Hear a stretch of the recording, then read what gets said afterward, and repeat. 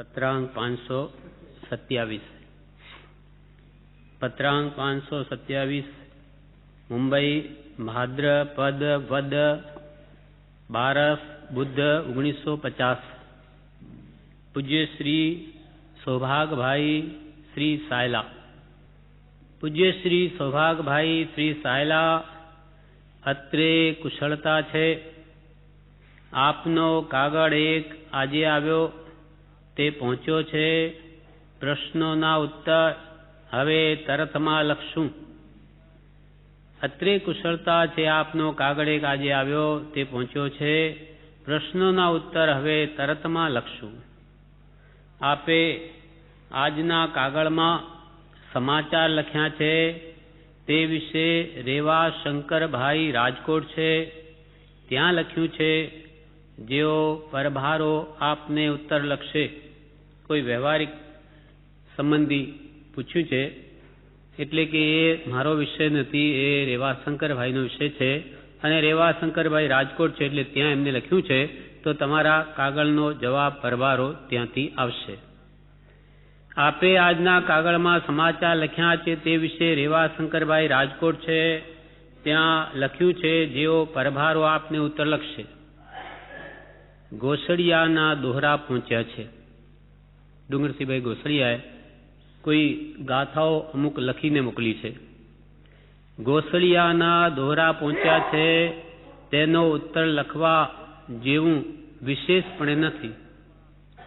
એક અધ્યાત્મ દશાના અંકુરે એ દોહરા ઉત્પન્ન થયા સંભવે છે, પણ તે એકાંત સિદ્ધાંત રૂપ નથી।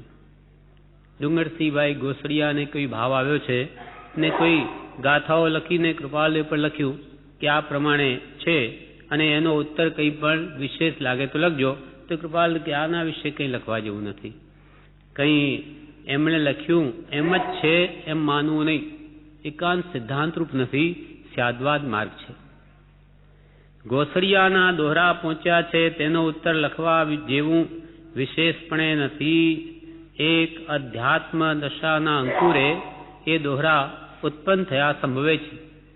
એવો કંઈ આત્મા સંબંધી અધ્યાત્મ દશાને લઈને એવો ભાવ ઉપજ્યો, અંકુર ફૂટ્યું અને એમણે દોહા લખી દીધા છે। એક અધ્યાત્મ દશાના અંકુરે દોહરા ઉત્પન્ન થયા સંભવે છે, પણ તે એકાંત સિદ્ધાંત રૂપ નથી, એટલે એકાંત એમ જ છે એમ માની લેવું નહીં। ભગવાન મહાવીરનો વિતરાગ માર્ગ એ તો સ્યાદવાદ છે। સ્યાત અસ્તિ ને સ્યાત નાસ્તિ, કોઈ અપેક્ષાએ વસ્તુ છે ને કોઈ અપેક્ષાએ વસ્તુ નથી। પણ આત્મા દ્રવ્ય નિત્ય છે, પણ પર્યાય પલટાય છે। દ્રવ્યથી જોઈએ, મૂળ વસ્તુ મૂળ સ્વરૂપે જોઈએ તો આત્મા શાશ્વત છે, કોઈ કાળે એનો નાશ નથી। અને પર્યાય અપેક્ષાએ જોઈએ તો એક સમય માત્ર છે। એક સમયમાં જે દશા છે એ બીજા સમયમાં નથી। અને દરેક દ્રવ્ય ગુણ પર્ય વ્યક્ત દ્રવ્ય, ગુણ અને પર્યાયથી યુક્ત દ્રવ્ય છે। ગુણો શાશ્વત છે, ત્રણેય કાળ રહે, અને પર્યાય એક સમય માત્ર જ હોય છે। બીજા સમયે તે પદાર્થનું સ્વરૂપ પલટાઈ જ જાય છે। અને કોઈ પણ દ્રવ્ય ગુણ અને પર્યાયથી રહિત છે જ નહીં। પણ કઈ અપેક્ષાએ જુએ તે અપેક્ષાએ એને ખ્યાલ આવે, આત્મા દ્રવ્ય તો નિત્ય છે, પણ પર્યાય પલટા। આપણો આ મનુષ્ય પર્યાય છે, એનો નાશ છે, કેમ કે એક અવસ્થા છે। પણ જે મૂળ આત્માનું સહજ આત્મ સ્વરૂપ છે એનો ત્રણેય કાળમાં નાશ નથી। જેવું આજે છે એવું ટંકોર ટ્વીન કૈર્ણવ્યત અનંતકાળ પહેલા હતું, અને એનો એક પણ પ્રદેશ અનંતકાળના પરિભ્રમણમાં ઘસાયો નથી। એવો ને એવો છે આત્મા, અછેદ્ય અભેદ્ય, એને કોઈ છેદી ભેદી શકે નહીં। અનંતવાર નરકમાં પીટાયો કૂટાયો, પણ કિંચિત પણ એને આંચ આવી નથી। એટલે જે કંઈ પણ અધ્યાત્મના અંકુરે ગોસડિયાએ જે દોહા લખ્યા છે તે એકાંત સિદ્ધાંત રૂપ નથી, પણ તે એકાંત સિદ્ધાંત રૂપ નથી। હવે પરમ કૃપાલ દેવ આગળના પેરેગ્રાફમાં એક મર્મની વાત જણાવે છે કે શ્રી મહાવીર સ્વામીથી હાલનું જૈન શાસન પ્રવર્ત્યું છે તેઓ વધારે ઉપકારી કે પ્રત્યક્ષ હિતમાં પ્રેરનાર અને અહિતથી નિવારનાર એવા અધ્યાત્મ મૂર્તિ સદગુરુ વધારે ઉપકારી? તે પ્રશ્ન માકુભાઈ તરફથી છે. આ પ્રશ્ન કોણે કર્યો? માકુભાઈ એટલે શ્રી માણેકલાલ ઘેલાભાઈ, જે કૃપાળુદેવના ભાગીદાર હતા. પહેલા કૃપાળુદેવે રેવા શંકરભાઈને, જે વકીલ હતા, વકીલાત કરતા મોરબીમાં, એમને કૃપાળુદેવે કહ્યું કે તમે ત્યાં વકીલાતમાં કંઈક ખોટ હશે, વિશેષ કંઈ લાભ નહીં હોય, એટલે કૃપાળુદેવ કે તમે મુંબઈ જાઓ. ત્યાં જ્યોતિષ પ્રમાણે એમને લાગ્યું કે તમને વિશેષ લાભ છે. એ ત્યાં ગયા પછી એમનો ધંધો ફૂલવા લાગ્યો. એટલે એમણે કૃપાલને કહ્યું કે તમે પણ અહીંયા આવી જાઓ, અમારી ભાગીદારીમાં જોડાઈ જાઓ. એટલે કૃપાલે પણ પછી ત્યાં જઈને રેવા શંકરભાઈ સાથે ભાગીદારીમાં હીરા મોતીનો ધંધો કરે છે. ત્યાર પછી માણેકલાલ ઘેલાભાઈ એ પણ એમની સાથે ધંધામાં જોડાય છે. માણેકલાલ ભાઈના પિતા શ્રી ઘેલાભાઈ ઝવેરાતની પરીક્ષામાં ઘણા હોશિયાર હતા અને એમનાથી એમના પુત્ર માણેકલાલભાઈ શીખ્યા હતા. અને કૃપાલદેવને એકવાર એમણે બતાવ્યું હીરાની પરીક્ષા કેમ કરવી, એટલે તરત જ કૃપાલદેવે પકડી લીધું. પછીથી એ ત્રણેય જણ ભાગીદાર રૂપે સામેલ ત્યાં ધંધો કરે છે મુંબઈમાં. એટલે માકુભાઈએ એકવાર કૃપાળુદેવને એવો પ્રશ્ન કર્યો કે શ્રી મહાવીર સ્વામીથી હાલનું જૈન શાસન પ્રવર્ત્યું છે. આનો જવાબ કૃપાળુદેવ નથી આપતા. માણેકભાઈએ પૂછ્યું છે કૃપાળુદેવને, ત્યારે કૃપાળુદેવ પૂછે છે સૌભાગભાઈને કે તમે એનો વિચાર કરીને ઉત્તર આપો. શ્રી મહાવીર સ્વામીથી હાલનું જૈન શાસન પ્રવર્ત્યું છે, તેઓ વધારે ઉપકારી કે પ્રત્યક્ષ હિતમાં પ્રેરનાર અને અહિતથી નિવારનાર એવા અધ્યાત્મ મૂર્તિ સદગુરુ વધારે ઉપકારી? પ્રશ્ન વિરામ. હાલમાં ભગવાન મહાવીર ભગવાનનું શાસન પ્રવર્તમાન છે, તેઓ આપણને વિશેષ કલ્યાણકારી ઉપકારી કે પ્રત્યક્ષ આપણને હિતમાં પ્રેરે? કંઈ પણ વર્તમાનમાં દોષ હોય અને અહીંયા કોઈ સત્પુરુષ હાજર હોય તે આપણનો દોષ ધ્યાનમાં લાવે, હિતમાં પ્રેરે. કંઈ પણ માર્ગથી વિચલિત થતા હોઈએ અથવા કંઈ દોષ થતા હોય તો એને રોકે, ટોકે, સમજાવે, માર્ગદર્શન આપે, તે વધારે ઉપકારી કે વર્તમાનમાં ભગવાન મહાવીરનું શાસન પ્રવર્તી રહ્યું છે ભગવાન મહાવીર વધારે ઉપકારી? વર્તમાનમાં તેમની પ્રતિમા છે તો એ વધારે લાભ કરતા કે કોઈ પ્રત્યક્ષ પુરુષ હોય એ વધારે હિતકારી? શ્રી મહાવીર સ્વામીથી હાલનું જૈન શાસન પ્રવર્ત્યું છે, તેઓ વધારે ઉપકારી કે પ્રત્યક્ષ હિતમાં પ્રેરનાર અને અહિતથી નિવારનાર એવા અધ્યાત્મ મૂર્તિ સદગુરુ? અધ્યાત્મ મૂર્તિ, આત્મા જેને પ્રાપ્ત છે એવા આત્મજ્ઞાની એવા સદગુરુ વધારે ઉપકારી? બેમાં વધારે ઉપકારની દ્રષ્ટિએ આપણને કયા વધારે લાભ કરતા છે? તે પ્રશ્ન માકુભાઈ તરફથી છે. આ પ્રશ્ન માકુભાઈ એટલે માણેકલાલ ભાઈએ કર્યો છે. અત્ર એટલો વિચાર રહે છે કે મહાવીર સ્વામી સર્વજ્ઞ છે અને પ્રત્યક્ષ પુરુષ આત્મજ્ઞ સમ્યક દ્રષ્ટિ છે. કૃપાળદેવ લખે છે કે એ પણ ધ્યાન રાખવું કે અત્ર એટલો વિચાર રહે છે કે મહાવીર સ્વામી સર્વજ્ઞ છે, સંપૂર્ણપણે જાણે છે, કેવળ જ્ઞાની છે. એમના જ્ઞાનમાં આ જગતમાં ની કોઈ વસ્તુ બહાર નથી, બધું જ જાણે છે. સર્વજ્ઞ પુરુષ છે, કેવળ જ્ઞાની છે મહાવીર ભગવાન. જ્યારે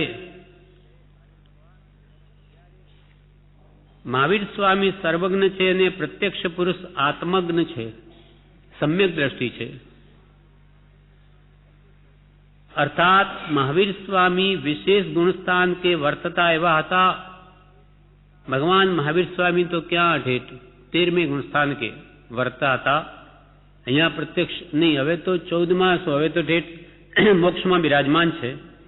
અને જ્યારે હતા ત્યારે પણ ઘણી 14મા ગુણસ્થાન કે 13મે વર્તતા હતા, સદૈવ પરમાત્મા. અર્થાત મહાવીર સ્વામી વિશેષ ગુણસ્થાન કે વર્તતા એવા હતા. આપણે જે જીન પ્રતિમાની હમણાં ભક્તિ કરીએ છીએ એ એમની તીર્થંકર દશા, જ્યારે સદૈવ પરમાત્મા હતા, દેહ સહિત અને ઘણા જીવોને ઉપદેશ આપીને તારતા હતા એ મુદ્રાનું આપણે ચિંતન, મનન, ધ્યાન કરીએ છીએ, દર્શન કરીએ છીએ. એટલે અહીંયા કહ્યું, અર્થાત મહાવીર સ્વામી વિશેષ ગુણસ્થાન કે વર્તા હતા. આજે એમની પ્રતિમા છે જે સહયોગી કેવડી હતા, મન વચન કાયના યોગ સહિત એ મુદ્રાનું આપણે પૂજન કરીએ છીએ. તો આજે એમની મૂર્તિ છે. અર્થાત મહાવીર સ્વામી વિશેષ ગુણસ્થાન કે વર્તતા હતા. મહાવીર સ્વામીની પ્રતિમાની વર્તમાનમાં ભક્તિ કરે તેટલા જ ભાવથી પ્રત્યક્ષ સદગુરુની ભક્તિ કરે. એ બેમાં હિત યોગ્ય વિશેષ કોણ કહેવા યોગ્ય છે? તેનો ઉત્તર તમે બંને વિચારીને સવિસ્તર લખશોજી. વિસ્તારપૂર્વક લખજો. તમે બંને એટલે સૌભાગભાઈને ડુંગરસિંહભાઈ ગોસડિયા, તમે બંને એનો વિચાર કરી અને ઉત્તર સવિસ્તર લખશોજી. ટૂંકામાં નહીં, વિસ્તારપૂર્વક લખજો, જે તમને સમજાયું હોય તે. એવા જ ભાવથી, જેવા ભાવથી ભગવાન મહાવીર સ્વામીની પ્રતિમાની ભક્તિ કરે તેટલા જ ભાવથી કોઈ પ્રત્યક્ષ બિરાજમાન સદગુરુ આત્મજ્ઞાની પુરુષ હોય અને એની ભક્તિ કરે તો એ બેમાં હિતયોગ વિશેષ કોણ કહેવાયું છે?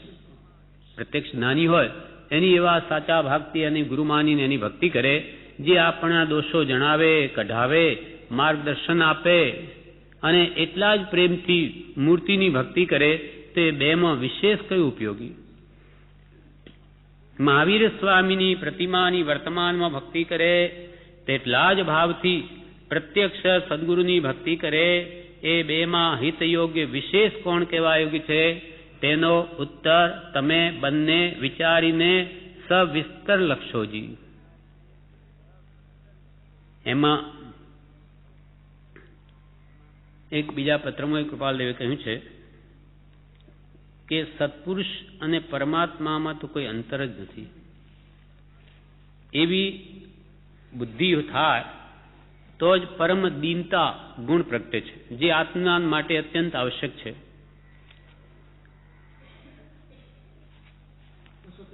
હા, 223 બરોબર. પત્રાંક 254 જણાવે છે સત્પુરુષમાં પરમેશ્વર બુદ્ધિ. હા, અંતર જ નથી, બરોબર છે. અંતર માપથી પરમ વિકટ છે, બરોબર. એ વાત ને અહીંયા તો કીધું એ પરમેશ્વર જ છે, સત્પુરુષ જ પરમાત્મા જ છે. એ વાત એમાં 254 કહ્યું. સત્પુરુષમાં જ પરમેશ્વર બુદ્ધિ અને જ્ઞાનીઓએ પરમ ધર્મ કહ્યો છે. સત્પુરુષ એ જ પરમેશ્વર છે, એ જ પરમાત્મા છે.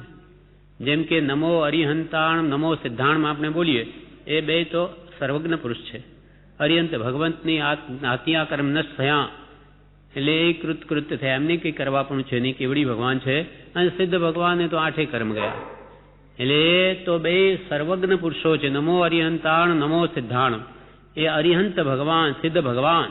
પછી નમો આર્યાણમ, આચાર્ય ભગવંતને મારા નમસ્કારો. આચાર્ય ભગવંત એ પણ ભગવાન છે, પણ એ નિર્ગ્રંથ છે, એ સર્વજ્ઞ થવાના છે, એ માર્ગમાં જ છે. એની પણ અનંતાનુબંધી કે પ્રત્યાખ્યાની કશાય ગયા, માત્ર સંજ્વલન રહ્યા. એ પણ કાળે કરીને જવાના ક્રમમાં જ છે. એમ પણ એ આપણને ઉપદેશ આપીને માર્ગમાં લાવી શકે તો એ વિશેષ ઉપકારી કે સિદ્ધ, કે આજે અર્યંત પણ જે સિદ્ધ થઈ ગયા અને એમની મૂર્તિની આપણે ભક્તિ કરીએ વધારે ઉપકારી. આચાર્ય પણ ભગવંત ક્યાં? ઉપાધ્યાય ભગવંત. નમો ઓઝાયણમ, નમો લોય સબ્બ સાવણમ. આ લોય શબ્દ બધા પાંચેને લાગુ પડે છે. લોકમાં રહેલા સર્વ અરિયંતો, સર્વ સિદ્ધો, સર્વ આચાર્યો, સર્વ ઉપાધ્યાય, સર્વ સાધુ ભગવાનને મારા નમસ્કારો. એસો પંચ નમસ્કારો સબ્બ પાવપણાસણો મંગલાણંચ સવ્વેસીમ પડમો વૈ મંગલમ. સર્વ મંગલોમાં પ્રાથમિક મંગલ છે અને સર્વ પાપોને નાશ કરવા સમર્થ છે. આ પંચ પરમેશ્વરીનું ધ્યાન, કેમ કે બધા શુદ્ધ આત્મા છે, સહજાત્મ સ્વરૂપને પામેલા છે. પંચે પરમેશ્વરી વંદો પાંચો પરમ ગુરુ. એ પરમ ગુરુ સહજ આત્મ સ્વરૂપ છે. એમાં પણ ભગવાન અરિયંત ભગવાન, સિદ્ધ ભગવાન, આચાર્ય ભગવાન. એટલે સત્પુરુષમાં પરમેશ્વર બુદ્ધિ થાય તો જ એના પ્રત્યે વિશ્વાસ આવે અને એને કહેલી વાત માન્ય થાય. ભગવાન જુદા અને આ સત્પુરુષ જુદા, આ પરમેશ્વર નહીં એવો ભાવ જ્યાં સુધી હોય ત્યાં સુધી એના વચનો આપણા જીવનમાં ઉતરે જ નહીં. સત્પુરુષમાં જ પરમેશ્વર બુદ્ધિ એને જ્ઞાનીઓએ પરમ ધર્મ કહ્યો છે. પરમ ધર્મ એટલે આત્મ સ્વભાવ પ્રાપ્ત કરાવવાનો સાચો ઉપાય કહ્યો છે. જ્ઞાની પ્રત્યે એવો પરમાત્મા ભાવ આવે તો જ્ઞાનીની વાણી આપણા હૃદયમાં સોસરી ઉતરી જાય અને આપણા જીવનમાં ઉતરે તે પ્રમાણે વર્તન થાય અને આત્મજ્ઞાન પ્રાપ્ત કરવાની યોગ્યતા આપણને પ્રાપ્ત થાય છે. એને જ્ઞાનીઓએ પરમ ધર્મ કહ્યો છે ને એ બુદ્ધિ પરમ દૈન્યત્વ સૂચવે છે. એ બુદ્ધિ પરમ દૈન્યત્વ સૂચવે છે. લઘુતા પરમ વિનય ભાવ લાવે, પરમાત્મા ભાવને હું એનો દાસનો પણ દાસ છું એવો ભાવ ઉપજે ત્યારે જ એના વચનો આપણા જીવનમાં પરિણમે છે. સુંદરદાસજી તો અહીંયા સુધી કહ્યું, પરમાત્મા પરમ ગુરુ दोनों एक समान, सुंदर कहत विशेष यह गुरु ते पावे ज्ञान. परमात्मा और परम गुरु दोनों एक સમાન. સ્વરૂપ અપેક્ષાએ જોઈએ તો બે સમાન છે. દર્શનમાં બેનો ગયો, ચારિત્રમો રહ્યો એ પણ મરવાના ક્રમમાં છે. દર્શનમાં જેનો કયો એનો ચારિત્રમોની કેળ ભાંગી ગઈ. માણસની જેમ આ કરોડરજ્જુ ભાંગી જાય, ભલે માણસ જીવતો દેખાય પણ એ મરવાના ક્રમમાં જીવી ન શકે. જેનો દર્શનમાં ગયો, જેનો મિથ્યાત્વ ગયું એનો ચારિત્રમો સમય સમય નાશ પામે છે. એ કાળે કરીને સંપૂર્ણ સર્વજ્ઞ થશે. તેથી જેનો દર્શનમાં ગયો એ પરમાત્મા છે. ચોથે ગુણસ્થાન કરેલા સમ્યક દ્રષ્ટિ પણ જીન કહેવાય છે. સમ્યક દ્રષ્ટિ જીન, દેશ વિરતિ જીન, સર્વવીરતિ જીન, અને આ જીનેશ્વર છે. પરમાત્માઓ સર્વજ્ઞ અરિયંસિદ્ધ ભગવાન તો એ જીનેશ્વર છે, પણ જીનનું બિરુદ એ તો ચોથે ગુણ સ્થાનેથી લાગી જાય છે. રાગદ્વેષ અજ્ઞાન જેને જીત્યા અનંતાનુબંધી પણ તે જીનની કોટીમાં આવી ગયો. તેને અનંત સંસાર નથી, એનો સમય સમય સંસાર અણાય છે. કેમ કે સંમદિથી ન કરી પાવમ, સમ્યક દ્રષ્ટિ પાપ કરતો નથી. અપોસી હોય બંધો નિધમ ધસમ ન કુણી, નિર્ધ્વંસ પરિણામ એમના થતા નથી, પણ અલ્પ માત્ર બંધ થાય છે જે જ્ઞાન ધ્યાન વડે ખપી જાય છે. એમ સત્પુરુષમાં જ પરમેશ્વર બુદ્ધિ અને જ્ઞાનીઓએ પરમ ધર્મ કહ્યો છે, ને એ બુદ્ધિ પરમ દૈન્યત્વ સૂચવે છે, જેથી સર્વ પ્રાણીને વિશે પોતાનું દાસત્વ મનાય છે. હું તો બધાનો દાસ છું, બધા આત્મા છે, શુદ્ધ આત્મા છે, પ્રભુશ્રી કહે તેમ. અને પરમ યોગ્યતાની પ્રાપ્તિ થાય છે. એટલે આત્મ પ્રાપ્તિ માટે યોગ્યતા એનામાં આવે છે, એ આપે છે. આવી એ પરમ વિનય એને આત્મજ્ઞાનની યોગ્યતા આપે છે. એ પરમ દૈન્યત્વ જ્યાં સુધી આવરિત રહ્યું છે ત્યાં સુધી જીવની યોગ્યતા પ્રતિબંધયુક્ત હોય છે. જ્યાં સુધી આ પરમ દૈન્યત્વ, પરમ દીનતા, લઘુત્વ ભાવ પ્રગટ્યો નથી ત્યાં સુધી જીવની યોગ્યતા પ્રતિબંધયુક્ત હોય છે. યોગ્યતા રોકાયેલી જ રહે છે. એટલે આત્મજ્ઞાન માટેની જોઈતી ભૂમિકા તૈયાર થતી નથી. એટલે સત્પુરુષમાં પરમેશ્વર બુદ્ધિ થાય તો જ કામ થાય. વળી આત્મસિદ્ધિમાં પણ કહ્યું, પ્રત્યક્ષ સદગુરુ સમનહી પરોક્ષ જીને ઉપકાર, એવો લક્ષ્ય થયા વિના ઉગે ન આત્મવિચાર. પ્રત્યક્ષ સદગુરુ હાજર હોય અને એની આજ્ઞા માને નહીં અને ભગવંતોને યાદ કરે પણ આ પ્રત્યક્ષ દોષમાં નિવારે, એના પ્રત્યે એને ભક્તિ ન ઉગે તો કેવી રીતે કલ્યાણ થાય? પ્રત્યક્ષ સદગુરુ સમનહી પરોક્ષ જીનુપકાર.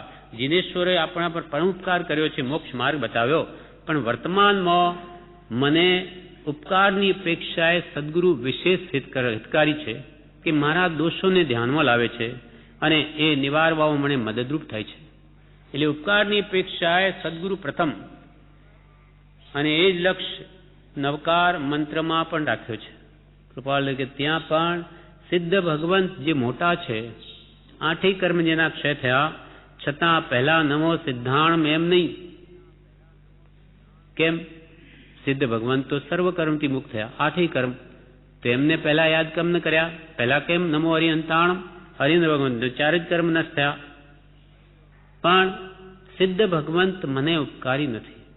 એ તો સિદ્ધત્વને પામ્યા, મોક્ષમાં બિરાજમાન છે.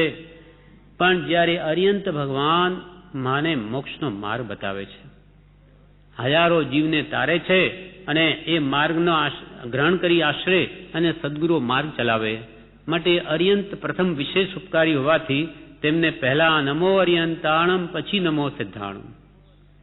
તેમ પ્રથમ નમો ગુરુરાજને કે જેણે આપ્યું જ્ઞાન, જ્ઞાને વીરને ઓળખ્યા, ટળ્યું દેહ અભિમાન. એ ઉપકારની અપેક્ષા, જેમ સિદ્ધને મૂકીને અર્યંતને પહેલા કેમ કહ્યા, એવી રીતે ઉપકારની અપેક્ષાએ પ્રથમ નમું ગુરુરાજને. પહેલા ગુરુરાજને હું નમસ્કાર કરું છું. શા માટે? કે જેણે આપ્યું જ્ઞાન, જેણે મને સમજ આપી, સમ્યક જ્ઞાન આપ્યું, હું આત્મા છું, દેહથી ભિન્ન છું, હું પરમાત્માનું સ્વરૂપ છું, એ સદગુરુ ભગવંતે અનુભવ્યું છે. તીર્થંકર ભગવંતો જે સુખ અનુભવે છે એ સુખનો અનુભવ જ્ઞાનીઓને છે, મને નથી. અને તીર્થંકર આજે કહેવા આવે નહીં, પ્રત્યેક જ્ઞાની બિરાજમાન હોય એની મન વચન કાયની ચેષ્ટા પણ બોધ આપે. માટે પ્રથમ નમું ગુરુરાજને કે જેણે આપ્યું જ્ઞાન, એ જ્ઞાને વીરને ઓળખ્યા. એ જ્ઞાની પુરુષે જે મને જ્ઞાન આપ્યું એથી મને ભગવાન મહાવીરનું ઓળખાણ થયું. ત્યારે જ ખરેખર મહાત્મ્ય ભાષે છે. એ તો પ્રભુશ્રી કહે કે આ તો મહાવીર છે, આ તો તીર્થંકર છે, પણ પ્રભુ તીર્થંકર શું, મહાવીર શું જાણ્યું છે? ખાલી શબ્દોમાં એ તો કોઈ સત્પુરુષના આશ્રય એનું અદભુત અનંત મહાત્મ્ય છે જે ભગવાન તીર્થંકરોનું, એ તો જ્ઞાનીથી જ જણાય. સ્વમતી કલ્પના ભાન ના આવે, પેલે સદગુરુનો આશ્રય જોઈએ, એ આપણને સમ્યક જ્ઞાન આપે, સાચી સમજ. એટલે જ્ઞાને વીર એટલે મહાવીરને ઓળખ્યા, ત્યારે ટળ્યું દેહ અભિમાન. હજુ આપણે ઓળખ્યા નથી, માટે દેહાભિમાન હજુ ગયું નથી. અને દેહાભિમાને ગલિતે વિજ્ઞાતે પરમાત્મની યત્ર યત્ર મનોયાતિ તત્ર તત્ર સમાધેય. જો આપણું દેહાભિમાન ગયું હોય, દેહમાં આત્મબુદ્ધિ નાશ પામી હોય, તો જ્યાં જ્યાં આપણી ચિત્તવૃત્તિ જાય ત્યાં ત્યાં બધું આત્મા જ દેખાય. આ બધા આત્મા છે. પ્રભુ શ્રી કે આ બધું આ તો મળદા છે પ્રભુ, આત્મા જુદો, આ બધા મળદા. આત્માને દૂર કરો તો આ બધું શું છે? મળદા છે. પણ એવી દ્રવ્ય દ્રષ્ટિ આપણને થઈ નથી. એ દ્રવ્ય દ્રષ્ટિ થાય તો રાગદ્વેષ જ નહીં થાય. રાગદ્વેષ થાય છે માટે દ્રવ્ય દ્રષ્ટિ થઈ નથી, દેહાભિમાન ગલિત થયું નથી. એટલે અહીંયા કે છે સત્પુરુષમાં પરમેશ્વર બુદ્ધિ થાય. વળી બીજા પત્રમાં આ ભાવ કયો છે કે જગતમાં, પત્રાંક 47માં કહ્યું, જગતમાં સત પરમાત્માની ભક્તિ, સદગુરુ, સત્સંગ, સત્શાસ્ત્રાધ્યયન, સમ્યક દ્રષ્ટિપણું અને સતયોગ એ કોઈ કાળે પ્રાપ્ત થયા નથી. થયા હોત તો આવી દશા હોત નહીં. પણ જાગ્યા ત્યાંથી પ્રભાત, એમ રૂડા પુરુષોનો બોધ ધ્યાનમાં વિનયપૂર્વક આગ્રહી તે વસ્તુ માટે પ્રયત્ન કરવું, એ જ અનંત ભવની નિષ્ફળતાનું એક ભવે સફળ થવું મને સમજાય છે. કૃપાલ કે જે અનંતકાલના પર્યટનમાં સત એટલે આત્મા જેને પ્રાપ્ત છે એવા પરમાત્માની ભક્તિ કાં તો વિતરાગનો ભેટો થયો નથી, અને થયો હોય તો એને વિતરાગ રૂપે માન્યા નથી, કાં સદગુરુ જેને આત્મા પ્રાપ્ત છે એવા સત્પુરુષ મળ્યા નથી, કાં સાચો સત્સંગ જેથી આત્મા સમજાય એવો મળ્યો નથી, કે સત્શાસ્ત્રોનું અધ્યયન કે સમ્યક દ્રષ્ટિપણું કે સતયોગ એટલે સત્પુરુષના ચરણનો યોગ હજુ સુધી મળ્યો નથી. અને મળ્યો હોત તો કૃપાલ કે આવી દશા હોત નહીં, તમે આ સંસારમાં જ હોત નહીં, મોક્ષે પહોંચી ગયા હોત. થયો હોત તો આવી દશા હોત નહીં. પણ જાગ્યા ત્યાંથી પ્રભાત, કઈ નહીં, મોડું તો મોડું, મોડા જાગ્યા તો હમણાં જ થઈ, હમણાં જ કરવા માંડો. પણ જાગ્યા ત્યાંથી પ્રભાત, એમ રૂડા પુરુષોનો બોધ ધ્યાનમાં વિનયપૂર્વક આગ્રહી. વિનયપૂર્વક ભગવંતે જે કોઈ એ હૃદયમાં ગ્રહણ કરી તે વસ્તુ માટે પ્રયત્ન કરવો, પોતાના સ્વરૂપને હમણાંથી જ પામવા માટે પુરુષાર્થ કરવો, તો એ જ અનંત ભવની નિષ્ફળતાનું એક ભવે સફળપણું થવું મને સમજાય છે. કઈ નહીં, ભૂલ થઈ તેથી હવે શું થાય, ભૂતકાળને યાદ કરી કંઈ વળે નહીં. જાગ્યા ત્યાંથી સવાર માણી હમણાં જ આત્મજ્ઞાન, આત્મા સંબંધીનું જ્ઞાન, ઓળખ કરવાનો પ્રયત્ન શરૂ કરી દો, તો કે અનંત ભવનું જે નિષ્ફળપણું ગયું તે આ ભવે સફળ થાય એમ મને સમજાય છે. એ જ અનંત ભવની નિષ્ફળતાનું એક ભવે સફળ થવું મને સમજાય છે. સદગુરુના ઉપદેશ વિના અને જીવની સત્પાત્રતા વિના એમ થવું અટક્યું છે. કેમ અટક્યું? તો કે એક તો સત્પુરુષનો ઉપદેશ નહીં મળ્યો, સાચા આત્માની પુરુષનો, કાં જીવની સત્પાત્રતા નહીં, યોગ્યતા નથી. આવું ખાંડું બાણું નાથી ચાલ્યું આવે. સત્પુરુષ મળે ત્યારે આપણે એક આત્મકલ્યાણ કરવાની ભાવના નહીં, ભાવના હોય તો સત્પુરુષનો જોગ નહીં, એવું અનાદિથી ચાલ્યું આવે. હવે આજે કૃપાલનો માનો કે આપણા માટે આવો યોગી છે, બધું યોગ છે, પણ હવે એ પ્રમાણે રાત દિવસ પુરુષાર્થ કરવાનો ભાવ આપણો થવો જોઈએ. એ નહીં થાય તો યોગ શું કરે? એ નિષ્ફળ જાય. સદગુરુના ઉપદેશ વિના અને જીવની સત્પાત્રતા વિના એમ થવું અટક્યું છે. એટલે જીવના અનાધિકારીપણાને લીધે તથા સત્પુરુષના યોગ વિના સમજાતું નથી. તેની પ્રાપ્તિ કરીને સંસાર તાપથી અત્યંત તપતાયમાન આત્માને શીતળ કરવો એ જ કૃતકૃત્યતા છે. હમણો કે આવો યોગ પ્રાપ્ત થયો છે સત્પુરુષનો, તો એનું વાસ્તવિક વિશેષ ઉપકારીપણું ધ્યાનમાં લઈ અને આ સંસાર તાપથી અત્યંત તપતાયમાન ત્રિવિધ તાપથી બળતો આપનો આત્મા એને હવે શીતળીભૂત કરવો એ જ કૃતકૃત્યતા છે. બસ એને હવે ઠારવો. વિષય કશાયની બળતરાથી તૃપ્ત એવું મન એને શાંત કરવું. કેમ કે શાંત કરવાના ઉપાયો મોજૂદ છે, એનો લાભ લઈ લેવો. નહીં તો આ ઉપકાર જ્ઞાનીઓનો કંઈ કામ ના આવે. પ્રત્યક્ષ માની આપણા માટે જે નિકટ ભૂતકાળમાં થયેલા એવા પરમ કૃપાળુ દેવના ઉપદેશને સાક્ષાત તુલ્ય માની, પ્રત્યક્ષની તો જ્ઞાનીઓ તો બલિહારી છે, પણ પ્રત્યક્ષ જ્ઞાની જોઈએ. ખાલી દેહધારી પુરુષ નહીં, આત્મજ્ઞાન પામેલા પુરુષ હોય તો એની બલિહારી છે, પણ એ નથી. માટે કૃપાળુ દેવના વચનોને પ્રત્યક્ષ માની કે એમની વિતરાગ મુદ્રાને પ્રત્યક્ષ તુલ્ય માની અને આપણે આરાધન કરીએ તો યોગ્યતા આવે એમ છે આત્મજ્ઞાન પ્રાપ્ત કરવાની. અને એ યોગ્યતા હશે તો ગમે ત્યારે પણ એનો યોગ મળી રહેશે. અને યોગ મળશે તો સફળ થશે. આજે યોગ મળે પણ યોગ્યતા ન હોય તો યોગ પણ નિષ્ફળ જાય. વળી કૃપાલ દેવે કહ્યું 466મા પત્રમાં કે પૂર્વે થઈ ગયેલા અનંતા જ્ઞાનીઓ જો કે મહાજ્ઞાની થઈ ગયા છે, પણ તેથી કઈ જીવનો દોષ જાય નહીં. પ્રત્યક્ષ સદગુરુ વિશેષ ઉપકારી કે વર્તમાનમાં ભગવાનની મૂર્તિની તેટલા જ ભાવથી ભક્તિ કરીએ તે વધારે ઉપકારી? તેના જવાબમાં કૃપાલદેવ કહે છે પૂર્વે થઈ ગયેલા અનંત જ્ઞાનીઓ થઈ ગયા, જો કે મહાજ્ઞાની કેવળ જ્ઞાનીઓ થઈ ગયા, પણ તેથી કઈ જીવનો દોષ જાય નહીં. આજે અનંતા સિદ્ધો થયેલા છે. મહાવીર ક્ષેત્રમાં હજારો કેવડી છે, 20 ભગવાન તીર્થંકરો વિચરે છે. પણ આપણે આજે અહીંયા કોણ નિવારે? આપણા દોષો અહીંયા થતા હોય એ ભૂલ કોણ ધ્યાનમાં લાવે? પણ તેથી કઈ જીવનો દોષ જાય નહીં. પૂર્વે થઈ ગયેલા અનંત જ્ઞાનીઓ જો કે મહાજ્ઞાની થઈ ગયા છે, પણ તેથી કઈ જીવનો દોષ જાય નહીં. એટલે કે અત્યારે જીવમાં માન હોય તે પૂર્વે થઈ ગયેલા જ્ઞાની કહેવા આવે નહીં. કે તું અભિમાનમાં વર્તે છે એ કરવા યોગ નથી એમ કહેવા આવે નહીં. પરંતુ હાલ જે પ્રત્યક્ષ જ્ઞાની બિરાજમાન હોય તે દોષને જણાવી કઢાવી શકે, પણ વર્તમાનમાં જે જ્ઞાની પ્રત્યક્ષ હાજર હોય તે આપણા દોષને જણાવે અને એને કેમ દૂર કરવાનો ઉપાય પણ બતાવે. પરંતુ હાલ જે પ્રત્યક્ષ જ્ઞાની બિરાજમાન હોય તે દોષને જણાવી કઢાવી શકે. દ્રષ્ટાંતથી સમજાવે છે, જેમ દૂરના ક્ષીર સમુદ્રથી અત્રેના તૃષા તુરની તૃષા છીપે નહીં, પણ એક મીઠા પાણીનો કળશો અત્રે હોય તો તેથી તૃષા છીપે. તરસ લાગી છે અહીંયા, ત્યારે કે પી લે ને, દૂધ છે ક્યાં? તો કે ક્ષીર આખો દૂધનો ભરેલો સમુદ્ર છે, પણ છે ક્યાં? તો કે લાખો ગૌ દૂધ. તે મારે શું કામ આવે? મને તો તરસ અહીંયા લાગી અને એટલામાં બીજાએ લાવીને પાણીનો કળશો આપ્યો કે લો પીઓ, તો હાશ પીને એ તરસ છીપી ગઈ, એ જીવતો રહ્યો. તો એ વિશેષ ઉપકારી કે પેલો લાખો ક્ષીરનો સમુદ્ર દૂધનો ભરેલો છે એ વધારે ઉપકારી? જેમ દૂરના ક્ષીર સમુદ્રથી અત્રેના તૃષા તુરની તૃષા તરસ છીપે નહીં, પણ એક મીઠા પાણીનો કળશો અત્રે હોય તો તેથી તૃષા છીપે. એટલે વિશેષ ઉપકારી પ્રત્યક્ષ સદગુરુ સમ નહીં, પરોક્ષ જીન ઉપકાર. જીન છે મોટા છે, પણ પ્રત્યક્ષ સદગુરુ સમાન એનો ઉપકાર નથી. અને એવો લક્ષ થયા વિના ઉગે ન આત્મવિચાર પણ ઉત્પન્ન નહીં થાય. જીવ પોતાની કલ્પનાથી કલ્પે કે ધ્યાનથી કલ્યાણ થાય કે સમાધિથી કે યોગથી કે આવા પ્રકારથી, પણ તેથી જીવનું કંઈ કલ્યાણ થાય નહીં. જીવનું કલ્યાણ થવું તો જ્ઞાની પુરુષના લક્ષ્યમાં હોય છે અને તે પરમ સત્સંગે કરી સમજી શકાય છે. માટે તેવા વિકલ્પ કરવા મૂકી દેવા. આપણું કલ્યાણ સામાં છે તો જ્ઞાની જાણે છે.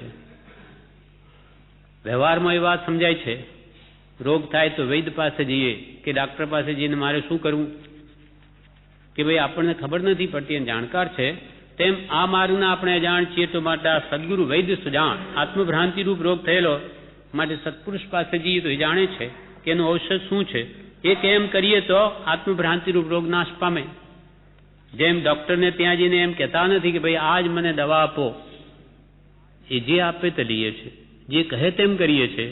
તેમ એવી રીતે જ્ઞાનીના શરણમાં ગયા પછી એ જે કહે તેમ કરે તો એનું અનંત પરિભ્રમણ અવશ્ય ટળે. કૃપાલદેવ તો અહીંયા સુધી કહે છે કે સત્પુરુષને પરમાત્મામાં અંતર નથી, પોતાનો ભાવ 213 પત્રમાં કહે છે, ના 213માં, કે હે પુરાણ પુરુષ, અમે તારામાં અને સત્પુરુષમાં કંઈ ભેદ હોય એમ સમજતા નથી. હે પુરાણ પુરુષ, આદિ પુરુષ પરમાત્મા, હે પુરાણ પુરુષ, અમે તારામાં અને સત્પુરુષમાં કંઈ ભેદ હોય એમ સમજતા નથી. તારા કરતાં અમને તો સત્પુરુષ જ વિશેષ લાગે છે, કારણ કે તું પણ તેને આધીન રહ્યો છે અને અમે સત્પુરુષને ઓળખ્યા વિના તને ઓળખી શક્યા નહીં. એ જ તારું દુર્ઘટપણું અમને સત્પુરુષ પ્રત્યે પ્રેમ ઉપજાવે છે, કારણ કે તું વશ છતાં પણ તે ઉન્મત્ત નથી અને તારાથી પણ સરળ છે. માટે હવે તું કહે તેમ કરીએ. હે પુરાણ પુરુષ પરમાત્મા, કૃપાલ કે છે અમને તો કોઈ તારામન પરમાત્મામાં અને સત્પુરુષમાં અમે તો કોઈ ભેદ લાગતો નથી. ઉડતું અમને તો સત્પુરુષ તારા કરતો વિશેષ લાગે છે, કેમ કે જ્યાં સુધી સત્પુરુષને ઓળખીએ નહીં ત્યાં સુધી તારું જે વિરાટ સ્વરૂપ છે, સંપૂર્ણ સ્વરૂપ છે, એને અમે ઓળખી શકવાને સમર્થ નથી. અમારી યોગ્યતા પ્રમાણે સત્પુરુષ અમને સમજાવે છે ત્યારે જ આપણી દશાનું કંઈક અમને ભાન થાય છે. માટે તું પણ તેને જ આધીન રહ્યો છે, એટલે કે સત્પુરુષને ઓળખ્યા વિના અમે તને ઓળખી શક્યા નહીં. ગુરુ ગોવિંદ દોનું ખડે કિસકું લાગુ પાય, બલિયારી ગુરુદેવ કી જેણે ગોવિંદ દિયો બતાય. ગોવિંદ પરમાત્માને તો ગુરુદેવે બતાવ્યો, માટે અપેક્ષાએ, ઉપકારની અપેક્ષાએ પરમાત્મા કરતાં પણ સદગુરુ વિશેષ ઉપકારી છે, ઉપકારની દ્રષ્ટિએ. એ જ તારું દુર્ઘટપણું, તને અમે સીધા મેળવી શકતા નથી. એ જ તારું દુર્ઘટપણું અમને સત્પુરુષ પ્રત્યે પ્રેમ ઉપજાવે છે, કારણ કે તું વશ છતાં પણ તેઓ ઉન્મત્ત નથી અને તારાથી પણ સરળ છે. માટે હવે તું કહે તેમ કરીએ. એમ શ્રી મહાવીર સ્વામીથી હાલનું જૈન શાસન પ્રવર્તમાન છે તેઓ વધારે ઉપકારી કે પ્રત્યક્ષ હિતમાં પ્રેરનાર અને અહિતથી નિવારનાર એવા અધ્યાત્મ મૂર્તિ સદગુરુ વધારે ઉપકારી? તે પ્રશ્ન માકુભાઈ તરફથી છે. અત્ર એટલો વિચાર રહે છે કે મહાવીર સ્વામી સર્વજ્ઞ છે અને પ્રત્યક્ષ પુરુષ આત્મજ્ઞ સમ્યક દ્રષ્ટિ છે, અર્થાત મહાવીર સ્વામી વિશેષ ગુણસ્થાન કે વર્તતા એવા હતા. મહાવીર સ્વામીની પ્રતિમાની વર્તમાનમાં ભક્તિ કરે તેટલા જ ભાવથી પ્રત્યક્ષ સદગુરુની ભક્તિ કરે. એ બેમાં હિતયોગ વિશેષ કોણ કહેવાયું છે? તો કે સત્પુરુષ મારા દોષો મને ધ્યાનમાં લાવે, એ દોષ હું નિવારું અને મારા આત્માની શુદ્ધિ કરું. તો મોક્ષ કયો? નિજ શુદ્ધતા તે પામે તે પંથ, સમજાવ્યો સંક્ષેપમાં સકળ માર્ગ નિર્ગ્રંથ. રાગ દ્વેષ અજ્ઞાન એ મુખ્ય કર્મની ગ્રંથ છે, એને કેમ નિવારવા એ સત્પુરુષ બતાવે. માટે અપેક્ષાએ જોતા મને વિશેષ હિતકારી વર્તમાનમાં સત્પુરુષ છે. ભગવાને માર્ગ પ્રરૂપ્યો જીન શાસન એ ઉપકારનું ના નથી, પણ વર્તમાનમાં એટલે જ ભાવથી જો સદગુરુની ભક્તિ કરું તો મારા દોષ વિશેષ શીઘ્રપણે નિવર્તે.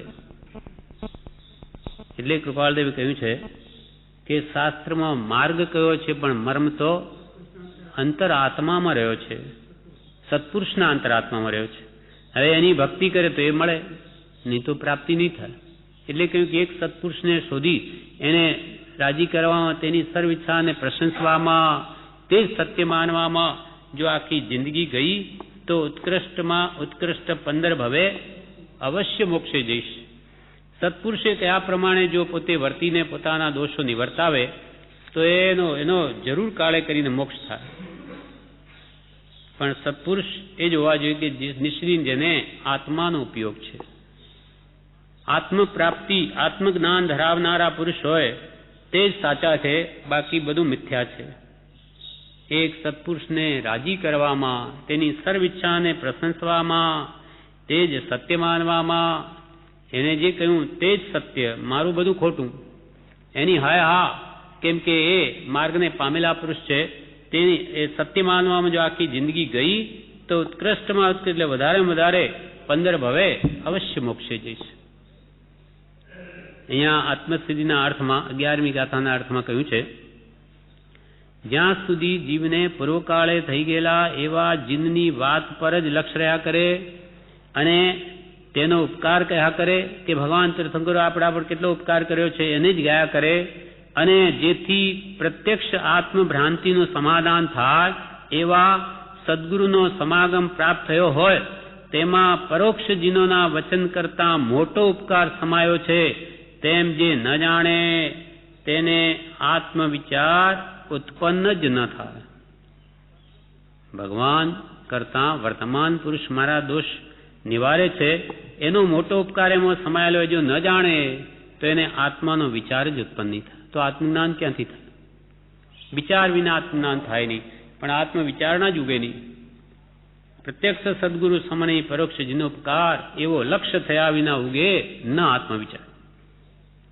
આ પ્રમાણે અપેક્ષાએ જોતા ગુણની અપેક્ષાએ જોઈએ તો ભગવાન સર્વજ્ઞ છે, પણ વર્તમાનમાં ભલે સમ્યક દ્રષ્ટિ છે, આત્મજ્ઞ છે, પણ મારા માટે વિશેષ ઉપકારી છે. એટલા જ ભાવ ભક્તિથી સદગુરુની ભક્તિ કરે તો પોતાના દોષ નિવર્તે અને એ પોતે પણ સમ્યક દ્રષ્ટિ બનીને કાળે કરીને પોતે જ સર્વજ્ઞ બની જાય. એટલે અહીંયા કહ્યું, એટલા જ ભાવથી ભક્તિ સત્પુરુષની કરે તો એનામાં ગુણ પ્રગટે. પણ જો ભેદ રહ્યો કે પરમાત્મા જુદા અને આ જુદા, તો કોઈ કાળે એના અંદર પરમાત્મા સ્વરૂપ પ્રગટે નહીં. મહાવીર સ્વામીની પ્રતિમાની વર્તમાનમાં ભક્તિ કરે તેટલા જ ભાવથી પ્રત્યક્ષ સદગુરુની ભક્તિ કરે. બેમાં હિતયોગ વિશેષ કોણ કહેવાયો છે તેનો ઉત્તર તમે બંને વિચારીને સવિસ્તર લખશોજી. કૃપાલદેવે આત્મસિદ્ધિમાં એ વાત વધારે સ્પષ્ટ કરી કે સર્વ જીવ છે સિદ્ધ સમ. આપણે બધા જીવો, અનંતા જીવો બધા સિદ્ધ જેવા છે, મૂળ નિશ્ચય નહીં, મૂળ સ્વરૂપે સર્વ જીવ છે સિદ્ધ સમ. પણ જે સમજે તે થાય, એ સ્વરૂપને જે સમજે તે સ્વરૂપને પામે. હવે સમજવું કેવી રીતે? તો કે સદગુરુની આજ્ઞાએ વર્તવું. સદગુરુ આજ્ઞાને જીન દશા, જીનેશ્વર ભગવાનની જે વિતરાગ દશા છે સંપૂર્ણ કેવલનાની, એ આપણું ધ્યેય છે, લક્ષ્ય છે. સદગુરુ આજ્ઞા જીન દશા નિમિત્ત કારણમાં, આ નિમિત્ત છે બે. પોતે ભગવાન સ્વરૂપ છે પોતાનો આત્મા, પણ સદગુરુની આજ્ઞાએ વર્તે નહીં અને લક્ષ્ય જીન દશાનો રાખે, બીજો કોઈ લક્ષ્ય નહીં, આત્માની સંપૂર્ણ શુદ્ધતાનો, તો એ દશાને તે જરૂર પામે. સતમાર્ગ આરાધે અને લક્ષ્ય જો દેવલોકનો કે આ સંસારનો રાખે તો બધું વૃથા છે. આત્માર્થનો લક્ષ્ય એ પણ સંપૂર્ણ શુદ્ધ અવસ્થા મારે પ્રાપ્ત કરવી છે. જીન દશાને એ રીતે વર્તે લક્ષ્ય રાખીને તો એ કાળે કરીને સદગુરુ આજ્ઞાએ જરૂર તે દશાને પામે. એટલે દેવગુરુને ધર્મ 3 તત્વ કયા છે વિતરાગ શાસનમાં. સતદેવ, સદગુરુ અને સદધર્મ, આ 3 તત્વ, 3 રત્ન મુજ આપો અવિચલ. એ 3 તત્વ સદદેવ, સદગુરુ, સદધર્મ, 3 રત્ન, સમ્યક દર્શન, સમ્યક જ્ઞાન અને સમ્યક ચારિત્ર. આ માર્ગ છે, મોક્ષ માર્ગ. આ પ્રમાણે સત્પુરુષની ભક્તિ સાચા ભાવે કરવી તો જ એ વિતરાગ દશા પ્રગટશે, પોતે મહાવીર જેવો બની જશે. પણ ખાલી મહાવીર ગાવી અને સત્પુરુષ દ્વારા મહાવીરનું સ્વરૂપ નહીં સમજે તો મહાવીર ભગવાનની દશા, સંપૂર્ણ દશા કદી પ્રાપ્ત થાય નહીં. હા, હવે અંતિમ પેરેગ્રાફમાં કે છે, પ્રથમ સગપડ સંબંધમાં સૂચના કરી હતી એટલે સહેજ રેવાશંકરભાઈને મેં લખ્યું હતું, કેમ કે તે વખતે વિશેષ લખા તે અનવસર આર્ત ધ્યાન કહેવાયું છે. આજે આપે સ્પષ્ટ લખવાથી રેવાશંકરભાઈને મેં સ્પષ્ટ લખ્યું છે. વ્યવહારિક જંજાલમાં અમે ઉત્તર આપવા યોગ નહીં હોવાથી રેવાશંકરભાઈને આ પ્રસંગનું લખ્યું છે. જેઓ વળતી ટપાલે આપને ઉત્તર લખશે એ જ વિનંતી ગોસળિયાને પ્રણામ લીખી આ સ્વ પ્રણામ. છેલ્લા પેરેગ્રાફમાં વ્યવહારિક કોઈ વિષય છે એટલે સગપણ સંબંધમાં સૂચના કરી હતી. કંઈ સૌભાગભાઈએ કરી હશે, એમના કોઈ દીકરા દીકરીની કે એવું કંઈ હશે.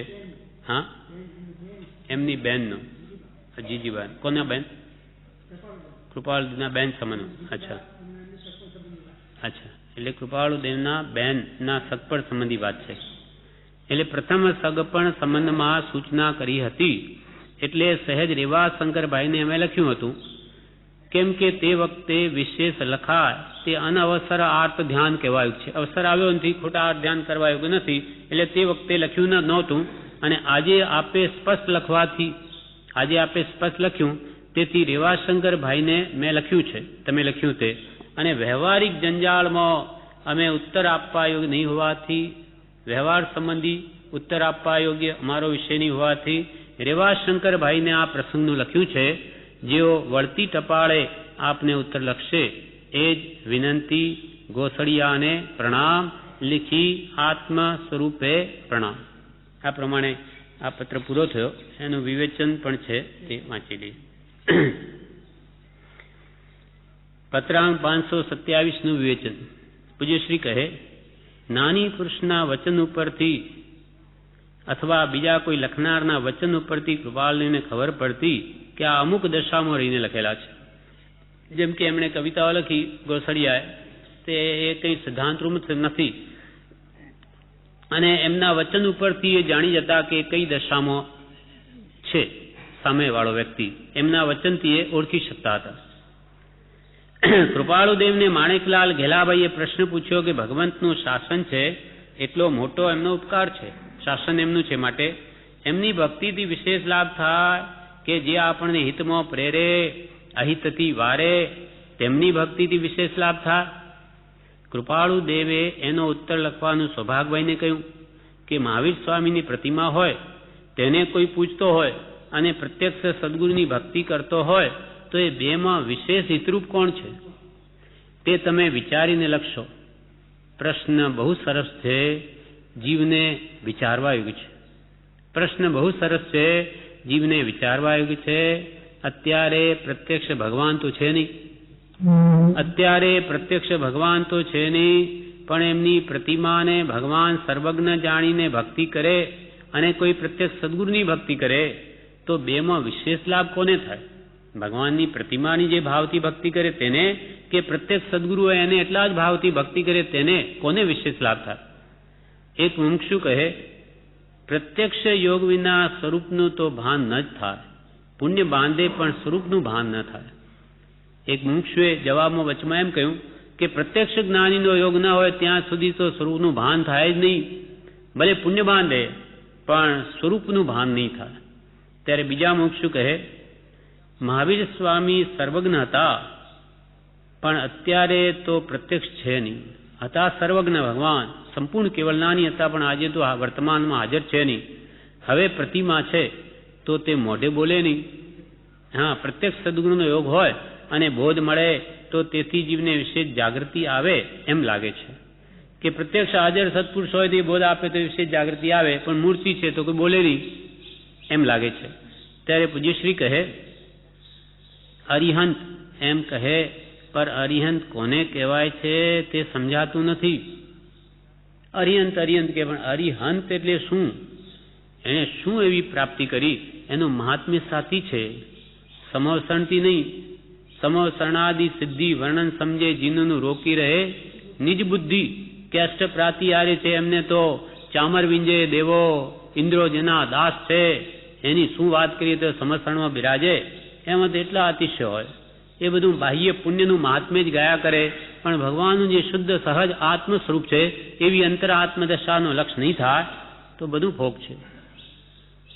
અરિહંત એમ કહે પણ અરિહંત કોને કહેવાય તે સમજાતું નથી. રોજ બોલીએ છીએ પ્રથમા નમો ગુરુરાજને, જેણે આપ્યું જ્ઞાન, જ્ઞાને વીરને ઓળખ્યા ટળ્યું દેહ અભિમાન.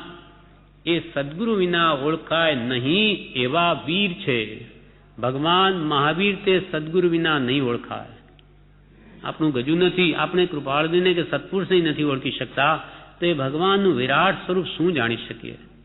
અનંત જ્ઞાન જેને પ્રગટ છે એવા ભગવાનનું મહાત્મ્ય આપણને નહીં સમજાય, એ સદગુરુ જાણે છે, સત્પુરુષ જાણે છે.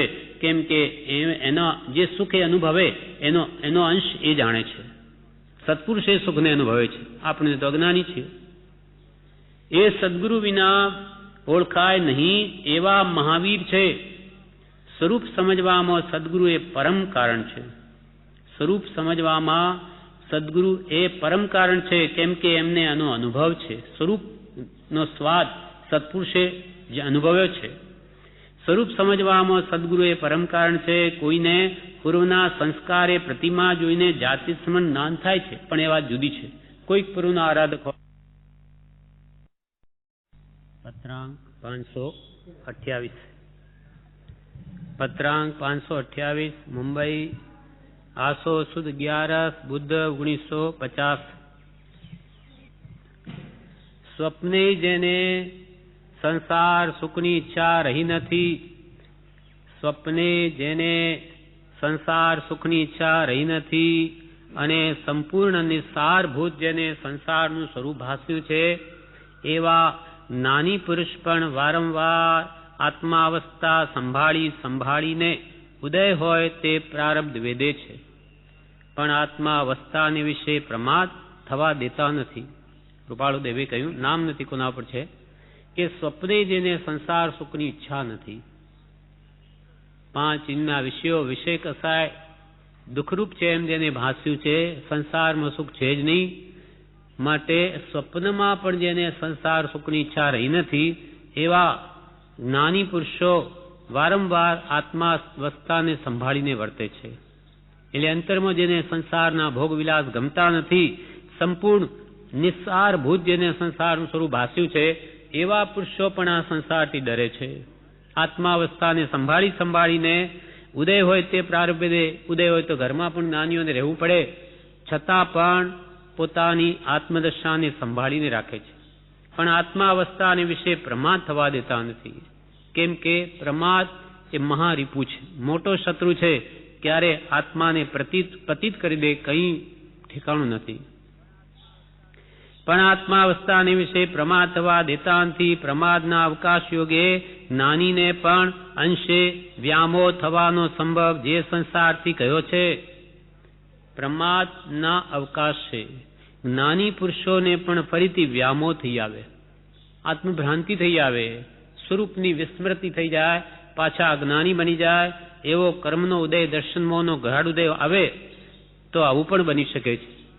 પ્રમાદના અવકાશ યોગે જ્ઞાનીને પણ અંશે વ્યામોહ થવાનો સંભાવ જે સંસારથી કયો છે, તે સંસારમાં સાધારણ જીવે રહીને તેનો વ્યવસાય લૌકિક ભાવે કરીને આત્મહિત ઈચ્છવું એ નહીં બનવા જેવું જ કાર્ય છે. જ્ઞાની પુરુષો સંસારના આવા પ્રસંગોમાં, મોહમય પ્રસંગોમાં આત્મભાવ સંભાળીને રાખે છે, તો પછી સાધારણ જીવો આપણા જેવા સંસારમાં રહી વ્યવસાય કરી લૌકિક ભાવે વર્તી, એટલે લોકોને સારો દેખાડવાનો ભાવ રાખી અને આત્માનું હિત ઈચ્છવું એ નહીં બનવા જેવું છે. કોઈ કાળે નહીં બને. સંસારમાં પણ મોટા થવું, લોકોને જેમ સારું લાગે તેમ વર્તવું અને કલ્યાણ પણ કરવું, બે નહીં બની શકે.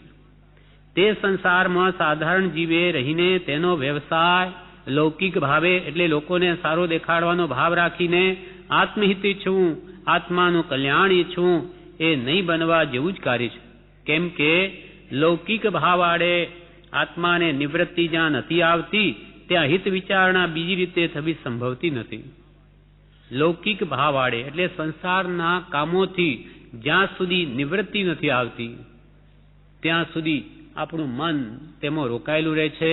એને બીજા વિચારો કરવા માટે અવકાશ જ નથી. કેમ કે લૌકિક ભાવ આડે એટલે સંસારના કામો આડે આત્માને નિવૃત્તિ જ્યાં નથી આવતી, ત્યાં હિત વિચારણા એટલે આત્માની વિચારણા, આત્મકલ્યાણની વિચારણા, ત્યાં હિત વિચારણા બીજી રીતે થવી સંભવતી નથી. એકની નિવૃત્તિ તો બીજાનું પરિણામ થવું સંભવે છે. એકની નિવૃત્તિ મન, કબીરદાસજીએ પણ કહ્યું છે, કબીરા मन तो एक है, चाहे जिधर लगा, चाहे गुरु की भक्ति कर, चाहे विषय कमा. આત્માનો ઉપયોગ એક છે. તે ઉપયોગ સંસારમાં હોય તો પરમાત્મા નહીં રહી શકે. એટલે કબીરા મન તો એક હૈ, ચાહે जिधर लगा, જ્યાં જે તરફ તારી ઈચ્છા હોય ત્યાં લગાવ, ચાહે ગુરુની ભક્તિ કર, ચાહે વિષય કમા, કાં 5 ઇન્દ્રના વિષયોમાં લગાવ, કાં પછી આત્માની શુદ્ધિ અર્થે પુરુષાર્થ કર. એક કામ થશે, બે નહીં થાય. દૂધમાં પગ રાખો, દહીંમાં નહીં રહી શકે. દૂધ હોય તો દહીં ન હોય, દહીં હોય તો દૂધ ન હોય. જેને સંસાર પણ જોઈએ અને મોક્ષ પણ જોઈએ, એ કામ કોઈ કાળે નહીં બને. એકની નિવૃત્તિ તો બીજાનું પરિણામ થવું સંભવે છે. અહિત હેતુ એવો સંસાર સંબંધી પ્રસંગ, લૌકિક ભાવ, લોક ચેષ્ટા એ સૌની સંભાળ જેમ મને તેમ જતી કરીને તેને સંક્ષેપીને આત્મહિતને અવકાશ આપવો ઘટે છે. અહિત હેતુ અકલ્યાણના કારણ એવો આ સંસાર સંબંધી બધા પ્રસંગો છે, બધા મોહના નિમિત્તો છે. રાગ દ્વેષ વધે, કશાય ભાવ વધે, પાંચ ઇન્દ્રિય વિષયોની ઉત્સુકતા થાય એવા સંસારના પ્રસંગો છે. અહિત હેતુ એવો સંસાર સંબંધી પ્રસંગ, લૌકિક ભાવ, લોકોને સારો દેખાડવાનો ભાવ, અથવા લોક ચેષ્ટા, લોકોની રીત ભાત, અને લોક ચેષ્ટા એ સૌની સંભાળ જેમ બને તેમ જતી કરીને, લોકોના પ્રસંગો જેમ બને તેમ ઘટાડીને, લોકોને સારો દેખાડવાનો ભાવ કે લોકની રીત ભાત બધી દૂર મૂકીને, અહિત હેતુ એવો સંસાર સંબંધી પ્રસંગ, લૌકિક ભાવ, લોક ચેષ્ટા એ સૌની સંભાળ જેમ બને તેમ જતી કરીને તેને સંક્ષેપીને આત્મહિતને અવકાશ આપવો ઘટે છે. જો આત્માનું હિત કરવું હોય તો સંસાર ભાવ મોડો પાડવો જ પડશે. પૂજ્યપાદ સ્વામીએ સમાધિ શતકમાં કહ્યું, સંસાર સૂતો મૂકે તે જાગે આત્મકાર્યમાં, ચિંતવે વ્યવહાર રોજે તે ઊંઘે આત્મકાર્યમાં. વ્યવહારને સૂતો મૂકે, વ્યવહારમાં મોટાઈ લેવા માટે ગમે તેમ પૈસા જૂઠ પ્રપંચ કરીને ભેગા કરીને પછી લગ્નમાં લાખો ખર્ચીને મોટાઈ માનવી, કે ગમે તે રીતે અહિત પાપના કારણો સેવી મોટા થવાની કોશિશ કરવી, એ જેમ મને તેમ જતી જ કરવી પડશે. વ્યવહાર સૂતો મૂકે તે જાગે આત્મકાર્યમાં, તે આત્મકાર્ય કરી શકે. ચિંતવે વ્યવહારો, જે રાત દિવસ લોકોને સારું દેખાડવાનો જ ભાવ રહ્યા કરે, એવા વ્યવહારની ચિંતા કર્યા કરે, તે ઊંઘે આત્મકાર્યમાં. મન એક છે, સંસારમાં રહ્યું આત્મભાવમાં નહીં રહી શકે. જગત ભગતના રસ્તા જુદા, એક પૂર્વનો માર્ગ એક પશ્ચિમનો માર્ગ છે, બે સાથે કામ નહીં થઈ શકે. ચાર ગતિરૂપ સંસાર છે, એમાં ભટકવું હોય તો એ જ્ઞાનીઓ કંઈ રોકી ન શકે, અને એ ગતિઓથી મુક્તિ મેળવીને સ્વભાવ સુખમાં આવવું હોય શાશ્વત, તોય જ્ઞાની રોકી ન શકે. હવે આપણે સ્વર્ગ ભણી જવું છે, મોક્ષ ભણી જવું છે કે નરક ભણી જવું છે, એ નિર્ણય આપણે કરવો છે. જ્ઞાની માત્ર ઉપદેશના દાતા છે. અહિત હેતુ એવો સંસાર સંબંધી પ્રસંગ, લૌકિક ભાવ, લોક ચેષ્ટા એ સૌની સંભાળ જેમ મને તેમ જતી કરીને તેને સંક્ષેપીને આત્મહિતને અવકાશ આપવો ઘટે છે. જ્ઞાનીઓનો તો ઉપદેશ, જેમ મને તેમ આવા ભાવો અનંતકાલથી બહુ કર્યા, હવે છોડીને હવે આત્માનું હિત કેમ થાય એમ કરો, કેમ કે અવસર બેર નહીં આવે. અને આત્મહિત માટે સત્સંગ જેવું બળવાન બીજું નિમિત્ત કોઈ જણાતું નથી. કૃપાલી કહે છે, આત્માનું કલ્યાણ કરવું હોય તો સત્સંગ જેવું કોઈ બળવાન કારણ આ જગતમાં નથી. સત્સંગ એવી વસ્તુ છે કે એમાં કલ્યાણ કરવાનો ભાવ ન હોય તેને પણ થઈ જાય. આત્માની ઓળખાણ થાય, કર્મ ધર્મ, હું શું કરું છું, શું કરવું જોઈએ, ક્યાંથી આવ્યો, ક્યાં જઈશ, એ બધી વાતો સત્સંગમાં વિચારાય તો એને ભાન આવે. આત્મહિત માટે સત્સંગ જેવું બળવાન બીજું નિમિત્ત કોઈ જણાતું નથી. છતાં તે સત્સંગ પણ જે જીવ લૌકિક ભાવથી અવકાશ લેતો નથી તેને પ્રાય નિષ્ફળ જાય છે. માનો આપણે સત્સંગમાં છીએ, અહીંયા આવા નિમિત્તો છે પ્રબળ, છતાં પણ અહીંયા રહીને લૌકિક ભાવ મૂકે નહીં, એટલે લોકો જે ઈચ્છે તેમ જ ઈચ્છે, તે મુમુક્ષુનું કલ્યાણ કેમ થાય? એટલે અહીંયા આપણે આવ્યા કંઈ સારું જાણીએ, સારું વિચારીએ, પણ અહીંયા આવીને ખાઈ પીને સૂઈ રહીએ, વાતો કરીએ, અથવા બીજાના ઘરે આવ જાવ કરીએ, આત્મલક્ષ્ય ભૂલી જઈએ, તો પછી એ સત્સંગ શું કરે? આશ્રમમાં તો કૂતરાય રહે છે, તેથી કૂતરાનું કલ્યાણ થઈ જાય. ભૂમિ કલ્યાણ કરતી નથી. ભૂમિ તો કલ્યાણ જેને કરવું એને સહાયક છે, પણ અહીંયા રહીને એને યોગ્ય ભૂમિકા રૂપ વર્તન નહીં કરે તો આશ્રમ શું કરે? પણ કરવું હોય તેને માટે આવું પ્રબળ નિમિત્ત ક્યાંય નથી. મુંબઈ કે અમદાવાદમાં રહીને આવું આત્મિત કરવું હોય કે 10 કલાક ભક્તિ સ્વાધ્યાય નહીં થઈ શકે, કેમ કે બધું મોહમય વાતાવરણ છે. બધા વાતાવરણની પણ ઘણી અસર આપણા ઉપર થાય છે. તે સહેજે બાહ્ય નિમિત્તો અહીંયા ઓછા છે. કરવું એને પ્રબળ નિમિત્ત. જ્યાં જુએ તો કે હવે બધા ભક્તિમાં જાય છે, હવે ભક્તિનો ઘંટ વાગ્યો, હવે આ ચાલી રહ્યો છે, લક્ષ્યનો એને બન્યો રહે છે. ઘરમાં હોય તો પણ, અને યથાશક્તિ ઘરે પણ વાંચે, ભક્તિઓ તેમાં ભાગ લે તો એનું આત્મબળ જાગૃત રહે છે. પણ તે સત્સંગ પણ જે જીવ લૌકિક ભાવથી અવકાશ નથી લેતો તેને પ્રાય નિષ્ફળ જાય છે. અને સહેજ સત્સંગ ફળવાન થયો હોય તો પણ વિશેષ લોકાવેશ રહેતો હોય તો તે ફળ નિર્મૂળ થઈ જતા વાર લાગતી નથી. માનો કે અહીંયા આપણે અમુક સત્સંગ કરીને ગયા હોઈએ અને ત્યાં પ્રવૃત્તિમાં પાછા પડી જઈએ તો આ સંસ્કારો ધોવાતા કંઈ વાર લાગતી નથી. કૃપાલે 609મા પત્રમાં કહ્યું, સત્સંગથી પ્રાપ્ત થયો છે બોધ, એ જ્યાં આપણે સત્સંગથી દૂર જઈએ ત્યાં એ બોધને અનુસરીએ નહીં, તે પ્રમાણે વર્તીએ નહીં તો કે છે જીવનું કોઈ દિવસે પણ કલ્યાણ થાય નહીં. આ તો એક સ્કૂલ જેવું, નિશાળ જેવું છે. અહીંયા આપણે ભણ્યા, હવે તે પ્રમાણે આપણે વર્તન, જ્યાં કર્મ ઉદયાધીન પ્રવર્તવું પડે, રહેવું પડે, ત્યાં એ વર્તન ન રાખીએ તો કલ્યાણ નહીં થાય. એકની નિવૃત્તિ તો બીજાનું પરિણામ થવું સંભવે છે. માટે સહજ સત્સંગ ફળવાન હોય તો પણ વિશેષ લોકાવેશ, લોકોનો પ્રસંગ, લોકાવેશ રહેતો હોય તો તે સત્સંગનું ફળ નિર્મૂળ થઈ જતા વાર લાગતી નથી. અને સ્ત્રી, પુત્ર, આરંભ, પરિગ્રહના પ્રસંગમાંથી જો નિજ બુદ્ધિ છોડવાનો પ્રયાસ કરવામાં ન આવે તો સત્સંગ ફળવાન થવાનો સંભવ શી રીતે બને? કૃપાલ કે સત્સંગમાં સાંભળ્યો કે સ્ત્રી પુત્ર તારા નથી, બધા કરુણાનુબંધે આવી મળ્યા. સ્ત્રી એ સ્ત્રી છે, પુરુષે પુરુષ, એ કંઈ ના નહીં, પિતા એ પિતા જ કહેવાય, પુત્રે પુત્ર જ કહેવાય. પણ અંતરથી જ્ઞાન્યું કે તોડી નાખવું, હું સ્ત્રી નથી, હું પુરુષનો આત્મા છું, આ પુત્ર પુત્રી મારા નથી, એના કર્મના ઉદય આ નિમિત્તરૂપ આવી મળ્યા છે, બાકી કોઈનું નથી. એવો અંતરથી ભાવ રાખવો જોઈએ તો મમત્વ ભાવ ઘટે. આવું જો સત્સંગથી સાંભળી નહીં કે એ રીતે પ્રવર્તે નહીં તો કલ્યાણ કેવી રીતે થાય? અહીંયા આપણે સાંભળ્યું અને સંસારી જીવોની જેમ જ આપણે માયા, મોહ, સ્ત્રી પુત્રાદિમો કર્યા કરીએ, ધનાદિમો મારાપણું કરીએ, ખૂબ મોહ કરીએ, જગતને રૂડું દેખાડવાનો ખૂબ પ્રયત્ન કરીએ તો આપણું કલ્યાણ કેવી રીતે થાય? આપણું ને લૌકિક ભાવે અને અલૌકિક ભાવમાં ફેર શું પડ્યો? કૃપાલદેવ સૌભાગ હોઈને કહે, તમે ને અમે લૌકિક ભાવે વર્તશું તો અલૌકિક ભાવે કોણ વર્તશે? સંસારી જીવોના વર્તનને મુમુક્ષુના વર્તનમાં ભેદ નહીં હોય તો કલ્યાણમાં ક્યાંથી ભેદ હોય? સંસારી જીવોનું અકલ્યાણ થાય, ખોટી ગતિ જાય તો એ જાય. એક જ પ્રકારનું પ્રવર્તન હોય અને નામ મુમુક્ષુથી કે એનું કલ્યાણ થાય નહીં.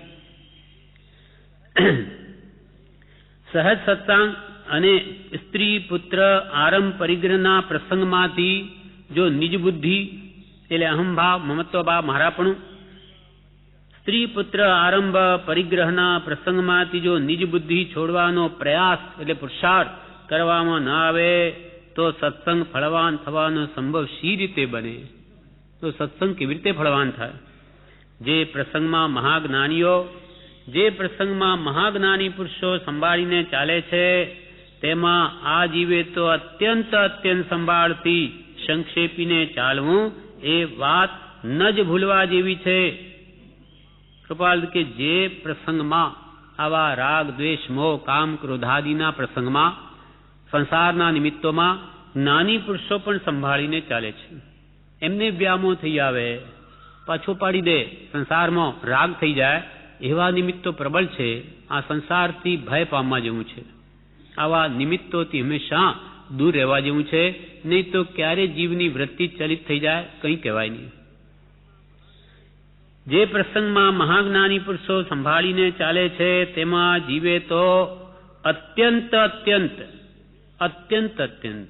વિશેષ બે વાર લખ્યું, અત્યંત સંભાળથી સંક્ષેપીને ચાલવું, એવા નિમિત્તોથી દૂર રહેવું અથવા ત્યાં પણ આત્મજાગૃતિ રાખવી એ વાત ન જ ભૂલવા જેવી છે. વારંવાર સ્મૃતિમાં રાખવા જેવું છે, નહીં તો ક્યારે મોહ એને પાડી દે કંઈ કહેવાય નહીં. જ્યાં શત્રુ હોય ધ્યાનમાં કે અમારા વેરી છે તો હંમેશા જાગ્રત રહે કે કંઈ લાગ આવે એમને મારી નહીં નાખે. તેમ આ વિષય કશાયને જ્ઞાન્યું કે શત્રુ સમાન સમજવા. એ ક્યારે આત્માને પ્રતીત કરી દેશે, અનંતકાળથી રજડાવ્યા છે અને એને અંદરમાં આવો રાગ મોહ પડેલો છે એ તરફ, એટલે ફરીથી આવા નિમિત્તોમાં ક્યારે એ છેતરાઈને જાય એ સાવચેતી રાખવાની છે. તેમાં જીવે તો અત્યંત સંભાળથી સંક્ષેપીને ચાલવું એ વાત ન જ ભૂલવા જેવી છે એમ નિશ્ચય કરી પ્રસંગે પ્રસંગે કાર્યે કાર્યે અને પરિણામે પરિણામે તેનો લક્ષ્ય રાખી તેથી મોકળું થવાય તેમ જ કર્યા કરવું. હંમેશા આવા મોહના નિમિત્તોમાં ડર રાખીને એવો નિશ્ચય કરીને પ્રસંગ જે પ્રસંગો પડે, જે કાર્યો કામો આવી પડે તે વખતે અનેક ભાવોના નિમિત્તોમાં હંમેશા જાગૃતિ રાખી, લક્ષ્ય રાખી તેથી મોકળું થવાય, એવા નિમિત્તોથી દૂર રહેવાય અને સત્સંગમાં નિવાસ થાય એમ જ કર્યા કરવું. કેમ કે જીવનું એટલું બળ નથી, જેની માત્ર વિચાર દશા છે તેનો ભાર નથી કે તેવા મોહના નિમિત્તોમાં રહીને એને જીતી શકે. કૃપાલ કે અમને પણ આ સંસાર માંડ ગળકા ખાતા ખાતા તરવા દે છે. માંડ તો માત્ર વિચાર દશા છે જેની તેનો ભાર નથી કે તેવા નિમિત્તોમાં રહીને પરિણામ સારા રાખી શકે. મતલબ માટે જ સત્સંગની બલિહારી છે. અહીંયા ખોટા ભાવોને અવકાશ નથી. સત્સંગનો આશ્રય કરે, ઘરે પણ વાંચન વિચાર રાખે તો એવા કોઈ નિમિત્તો નથી કે રાગદ્વેષ મોહ વધે એમ. એટલે આ પ્રબળ નિમિત્ત કારણ છે. જેને આત્માર્થ કરવો હોય તેને માટે હંમેશા સત્સંગમાં નિવાસ કરવો તો સહેજે ઘણો બધો પુરુષાર્થ થઈ શકે અને સંસારમાં ઘણું બધું પ્રયત્ન કરીશું તથા ત્યાં અલ્પ માત્ર કંઈક થઈ શકશે. એટલે જેને આજીવિકાની કોઈ તકલીફ નહીં હોય, કોઈ પ્રકારનું પુત્ર સ્ત્રી આદિ કુટુંબના કારણે ઘરમાં રહેવું ન પડતું હોય તેને તો શીઘ્ર ત્યાંથી ત્યાગીને સત્સંગમાં જ નિવાસ કરવો. કેમ કે આયુષ્યના ભરોસા નથી અને આવો અવસર હાથમાં આવે એમ નથી અને પુત્રો કોઈ દિવસ છોડે નહીં. શા માટે છોડે? વગર પગારના કામ કરનારા માતા પિતા મળે એટલે એને કોઈ છોડે નહીં. આપણે જ ભાવથી છોડીને આવી જવું, આત્મહિત કરવું હોય તો એ મોહ ઓછો કરીને. એના કર્મ છે. કાલે મરી ગયા હોય તો શું કરે છોકરાઓ? કે મરી જાય આપણા પાછળ?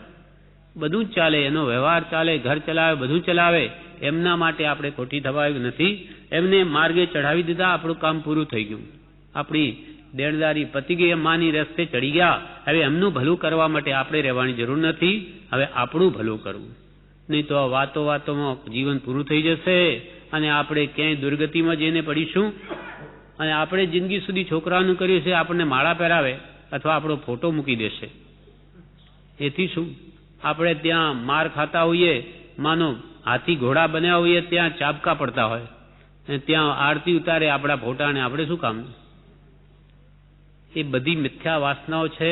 બધું મોહ ભૂલી જઈ આત્મહિત કરી લેવું. કોઈની પાછળ ખોટી થવા જેવું નથી. કેમ કે કોઈ કોઈનું નથી, માત્ર સ્વાર્થની સગાઈ છે.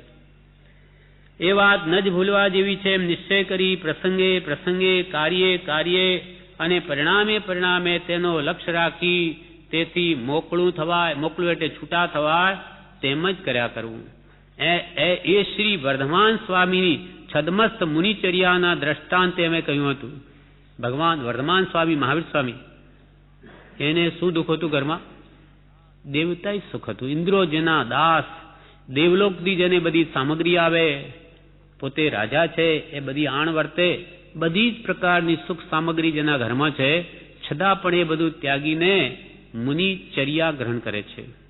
ઘર ત્યાગ્યું, કુટુંબ ત્યાગ્યું, બધી સુખ સમૃદ્ધિ ત્યાગી, ભોજન ત્યાગ્યું, સુખ સૈયા ત્યાગી, સુવાનું પણ નહીં. રાત દેડો આ મોહ મહાવૈરી છે એને મારવાનો 12.5 વર્ષ રાત દિવસ પુરુષાર્થ કર્યો છે. એ શ્રી વર્ધમાન સ્વામીની છદમસ્ત, કલ્યાણ થયું નથી તેના પહેલા કેટલો પુરુષાર્થ કર્યો ઘર છોડીને. એ શ્રી વર્ધમાન સ્વામીની છદમસ્ત મુનિચર્યાના દ્રષ્ટાંતે અમે કહ્યું હતું કે જ્યારે ભગવાન જેવા આ સંસારનું ભયંકર સ્વરૂપ જાણીને એટલો પુરુષાર્થ કરે ને આપણા જેવા જાણે કેવળ જ્ઞાન થઈ ગયું એમ કૃતકૃત્યતા માની અને ઘરમાં બેસી રહે, અર્થાત પુરુષાર્થ નહીં કરે તો કલ્યાણ કેવી રીતે થાય? આવી રીતે થતું હોય તો ભગવાન શું કામ ઘર છોડીને જાય? શું કામ આટલો પુરુષાર્થ કરે? કરવો જ પડશે. અનાદિનો મોહરૂપી શત્રુને હણવો એ સહેલો નથી. આ પ્રમાણે આ પત્ર પૂરો થયો. એનું વિવેચન છે તે વાંચીએ છીએ. પત્રાંક 528નું વિવેચન. શ્રીમદ રાજચંદ્ર આશ્રમ અગાસ, ભાદરવા વદ 14 સંમત 2009. જ્ઞાનીની દશા કેવી હોય તે કહે છે. જ્ઞાનીની દશા કેવી હોય તે કહે છે. સંસારના સુખનું પાંચ ઇન્દ્રિયના વિષય સુખનું મને સ્વપ્નું ન હો એમ જેને લાગે છે, સંસારનું સ્વરૂપ નિસ્સાર જેને લાગ્યું છે, દેવલોક આદિમાં જેને ક્યાંય સુખ લાગતું નથી, એમ સત્પુરુષની દશા વિચારીને ભક્તિ કરે તો વિશેષ લાભ થાય. સત્પુરુષ એટલે શું?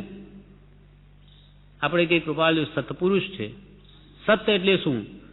તો કે આત્મા જેને પ્રગટ છે અને તે આત્માનું સુખ અનુભવવાથી જેમને સંસાર ભયંકર દુઃખરૂપ ભાસ્યો છે.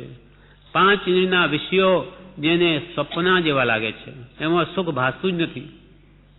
જ્ઞાનીની દશા કેવી હોય છે તે કહે છે તો કે સંસારના સુખનું, પાંચ ઇન્દ્રિયના વિશેષ સુખનું મને સ્વપ્નું પણ ન હો એમ જેને લાગે છે, એવા જ્ઞાની પુરુષો છે.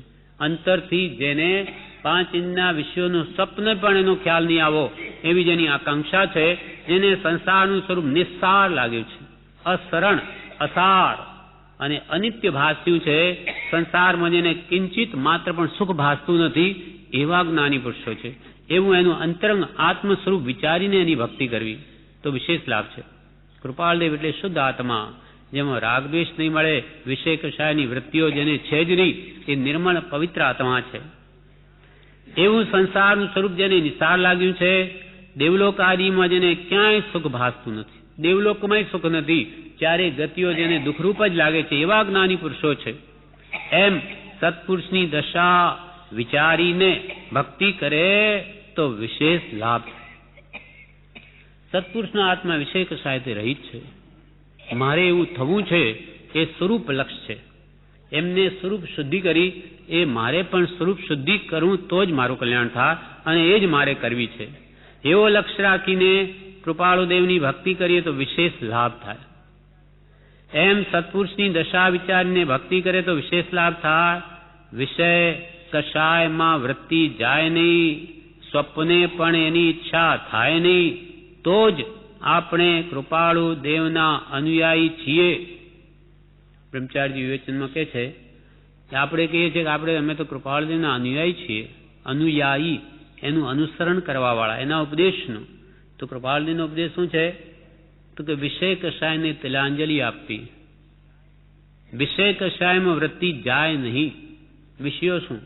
શબ્દ, રૂપ, રસ, ગંધ, સ્પર્શ, પાંચ ઇન્દ્રિયના વિષયો. કાનનો વિષય જોવાનો, આંખનો સાંભળવાનો, નાકનો સૂંઘવાનો, મોઢાનો સ્વાદનો અને શરીરનો સ્પર્શનો, એ પાંચેન્દ્રિયના વિષયોમાં મન જાય નહીં.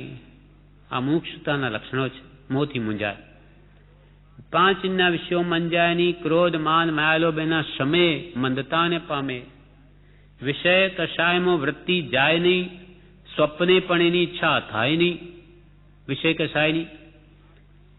તો જ આપણે કૃપાળુ દેવના અનુયાયી છીએ. આ ખરેખર અનુયાયી ત્યારે કહેવાય. એ જ આપણે કરવાનું છે. આપણે નથી ખરેખર અનુયાયી, નામ માત્ર છીએ. એટલે આ વિષય કષાયની વૃત્તિઓ આપણી જ્યારે જશે, સપને પણ એની ઈચ્છા થશે નહીં, ત્યારે ખરેખર કૃપાળુ દેવના આપણે અનુયાયી થયા એમ કહેવાય. ભગવાન મહાવીરના અનુયાયી તે જૈન કહેવાય છે. જીનના અનુયાયી તે જૈન. હવે જીન કોણ? જીનેશ્વર ભગવંતો, જેનો રાગદ્વેષ અજ્ઞાન ગયા. હવે એવા પુરુષના અનુયાયી કેવા હોય? હંમેશા રાગદ્વેષ અજ્ઞાન કાઢવાનો જે પ્રયત્ન કરતા હોય તો અનુયાયી, નહીં તો અનુયાયી શાના? અમે તો ભગવાન મહાવીરને માનીએ, પણ ભગવાન મહાવીરે કહ્યું શું કે રાગદ્વેષને અજ્ઞાન કાઢો. અજ્ઞાન એટલે મિથ્યાત્વ, દર્શનમાં ઘટાડો. જેમ છે તેમ પદાર્થનું સ્વરૂપ માનો, આત્માને આત્મા માનો, પરને પર માનો, શરીરને શરીર માનો, મારું સ્વરૂપ માનો, બીજું બધું પર. જેમ છે તેમ માનતા હોય તો ભગવાન મહાવીરને અનુયાયી, નહીં તો શાના? આખું જગત પ્રભુશ્રી કે મહાવીર મહાવીર કહે, પણ મહાવીર શું? મહાવીરનું કહેવું શું છે કોણે જાણ્યું છે? ખાલી નામ માત્રથી કલ્યાણ નહીં થાય. એનો ઉપદેશ શું છે? નામ તો એના ગુણો સ્મરવાનું નિમિત્ત છે, પણ એ વડે એના ગુણો સ્મરે નહીં, એ ગુણો પ્રગટાવે નહીં, તો કોઈ દિવસે પણ જીવનું કલ્યાણ થાય નહીં. અને એના સ્વરૂપને સ્મરી, જેમ કૃપાળુ દેવે ભગવાન મહાવીરના અંતિમ શિષ્ય હતા, એનું સ્વરૂપ ધ્યાવી અને પોતાનું જે આત્મવીર્ય હતું તે સંપૂર્ણ પ્રગટ કર્યું. તેને લઈને એ પણ એક અપેક્ષા કહે છે કે અમે પણ મહાવીર છીએ. મહાન વીરત્વ આત્માનું અમે પ્રગટાવ્યું છે અથવા પ્રગટ્યું છે, તેથી અમારો આત્મા પણ મહાવીરત્વને પામ્યો છે. વીરપણું તે આત્મ ઠાણે, જાણ્યું તું મચી વાણે રે. ધ્યાન વિનાણે શક્તિ પ્રમાણે, નિજ ધ્રુવ પદ પૈચાણે રે. વીરજીને ચરણે લાગું, વીરપણું તે માગું રે. આનંદજી કે વીર ભગવાન મહાવીર સ્વામીને ચરણમાં લાગીને વીરત્વ માગું છું કે જે ધ્યાન અને વિજ્ઞાનથી મારા આત્મામાં રહેલી અનંત શક્તિઓ, અનંત જ્ઞાન દર્શન સુખ વીર્ય સિદ્ધ સ્વરૂપ અરિહંત સ્વરૂપ સર્વજ્ઞ સ્વરૂપ મારા આત્મામાં રહેલું છે એ પ્રગટે એવું વીરત્વ એ ભગવાનનું આપની પાસે માગું છું. એમ આનંદજીએ ભગવાન મહાવીરના સ્તવનની આ છેલ્લી ગાથામાં આ લખ્યું છે. વીરપણું તે આત્મ ઠાણે, આત્માના સ્થાનમાં જ વીરત્વ રહેલું છે, બહાર નથી. જાણ્યું તુમચી વાણે, તમારી વાણીથી સાંભળ્યું કે આત્મા અનંત વીર્ય, અનંત જ્ઞાન દર્શન સુખ વીર્યનો સ્વામી છે. અને એ આત્મ ધ્યાનથી આત્મ જ્ઞાનથી એ આત્માનું વીર્ય પ્રગટ કરી શકાય છે. નહીં કરી શકાતું તો કોઈ જીવ કેવડી નહીં થઈ શકે. કોઈ કૃપાલ કે મહાવીરત્વ પામી ગયા, કેવી રીતે મહાવીર બની ગયા? તો પછી આપણે આ પ્રયત્ન શું કામ કરીએ છીએ? આપણને કંઈ મળવાનું નથી, આત્માનું વીરત્વ પ્રગટ થવાનું નથી, તો આ પ્રયત્ન શા માટે? આવો જેને સંપૂર્ણ પ્રયત્ન કર્યો તેમનું વીરત્વ પ્રગટ્યું, અનંત જ્ઞાનીઓ પૂર્વે થઈ ગયા. એમ જે પુરુષાર્થ કરશે, જેનો આત્મા પોતાનું મહાવીરત્વ પ્રગટાવશે તે મહાવીર જ છે. અને એ નહીં પ્રગટાવે, નામ માત્ર મહાવીર ઘણા છે, એનાથી કામ નહીં થાય. એવા સપને પણ જેને સંસારની શાંતિ એવા કૃપાળુ દેવ છે, તો તેમને અનુયાયી થવું હોય તો વિષય કશામાં વૃત્તિ જાય નહીં, સપને પણ એની ઈચ્છા થાય નહીં. તો જ આપણે કૃપાળદેવના અનુયાયી છીએ, એ જ આપણે કરવાનું છે. સંસારમાં ક્યાંય સાર નથી, એવા વૈરાગ્યની જરૂર છે. ભવે ખેદ કશાયની શાંતા, માત્ર મોક્ષ વિલાસ. ભવે ખેદ સંસાર પ્રત્યે અનાસક્ત ભાવ, વૈરાગ્ય ભાવ. પ્રાણી દયા ત્યાં આત્માર્થી વાસ, ત્યાં આત્માર્થી પણ હજુ આવે. હજુ ભવે ખેદ અંતરદયા તે કહીએ જિજ્ઞાસી તો ઘણી આગળ વાત છે. અંતરાત્માની દયા ક્યાં છે?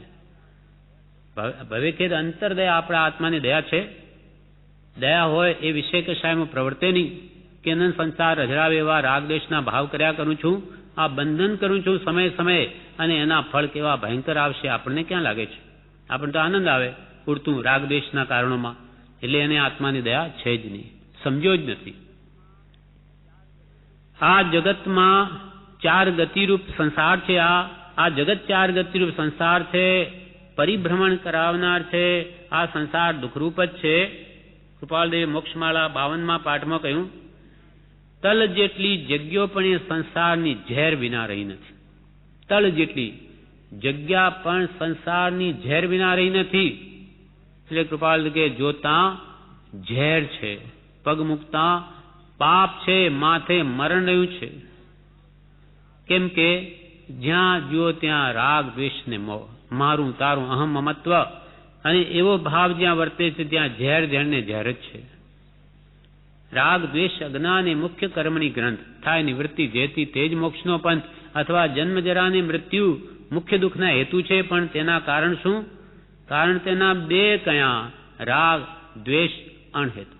જ્યાં ત્યાંથી રાગ દ્વેષ રહિતું એ મારો ધર્મ છે. મારો એટલે આત્માનો ધર્મ, એટલે સ્વભાવ. આત્માનો સ્વભાવ રાગ દ્વેષ રહિત છે. જ્યાં રાગ અને વળી દ્વેષ, ત્યાં માનો સર્વદા ક્લેશ. ઉદાસીનતા નો જ્યાં વાસ, સકળ દુઃખનો છે ત્યાં નાશ. જ્યાં રાગ દ્વેષ ત્યાં ક્લેશ, અને જ્યાં ક્લેશ ત્યાં દુઃખ છે. વિતરાગતા સુખરૂપ છે, પણ એ જો આપણને સમજાવ્યું નથી, માટે રાગ દ્વેષમાં એને આનંદ આવે છે. તલ જેટલી જગ્યા પણ એ સંસારની ઝેર વિના રહી નથી. એવા સંસારમાં શું મળે? એવા સંસારમાં શું મળે? તો કે પરિભ્રમણ કરવાના, દેહ ધારણ કરવાના કારણ મળે. સંસારમાં શું મળે? પરિભ્રમણ કેમ વધે, ચાર ગતિમાં રઝળે કેમ, એવા રાગ દ્વેષના નિમિત્તો મળે. નવા દેહ ધારણ કરવાના કારણો મળે. એમ જાણવા છતાં શા માટે સંસારમાં ભમે છે? સાધન મળ્યું નથી તે તો શું કરે, પણ જેને મળ્યું છે તેણે તો કરવા જેવું છે. જેને આ સંસારમાં આવી રીતે દુઃખરૂપના આ દુઃખના કારણો છે જેને જાણ્યું જ નથી, તે તો રાગદ્વેષને શું ઘટાડે એને ખબર જ નથી. પણ જેણે જાણ્યું છે એ તો કંઈ પુરુષાર્થ કરે, જાગ્રત રહે, મોહ વિશેષ વધે નહીં એમ. પણ એમ જાણવા છતાં સંસારમાં કેમ ભમે છે? સાધન મળ્યું નથી તે તો શું કરે? પણ જેને મળ્યું છે તેણે તો કરવા જેવું છે. નાનીને ખાવું પીવું પડે તો એ આનંદ ના આવે, એ જ આપણે કરવાનું છે. શરીરનો ધર્મ છે, ખાધા પીધા વગર તે ટકે નહીં. ભોજન કરવામાં ના નથી કહ્યું, પણ એમાં આસક્તિની ના પાડી છે. સ્વાદનો ત્યાગ એ જ ખરો, આહારનો ત્યાગ. જે મળી રહે પેટ ભરી લે, કેમ કે ત્યાં રાગદ્વેષ નહીં કરે. તો એ ખાતા છતાં ખાતા. નાની આપણે કહીએ નાની જે મળે તે ખાઈ લે.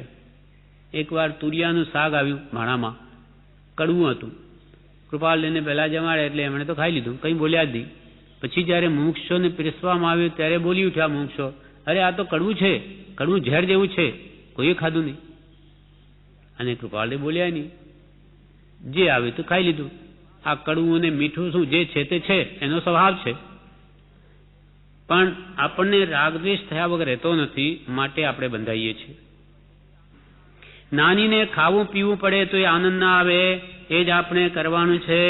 જેને સંસારમાં ક્યાંય સાર નથી એમ લાગ્યું છે તેને ઉદાસીનતા રહે.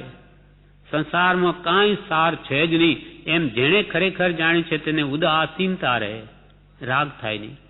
સમયમ ગોયમ માપમાએ, એ જેવું એ જેવું તેવું નથી. સમય માત્ર પ્રમાદ ન કરે એવું ગણધર જેવાને કહ્યું, તો પછી બીજા જીવોને તો કહેવું જ શું?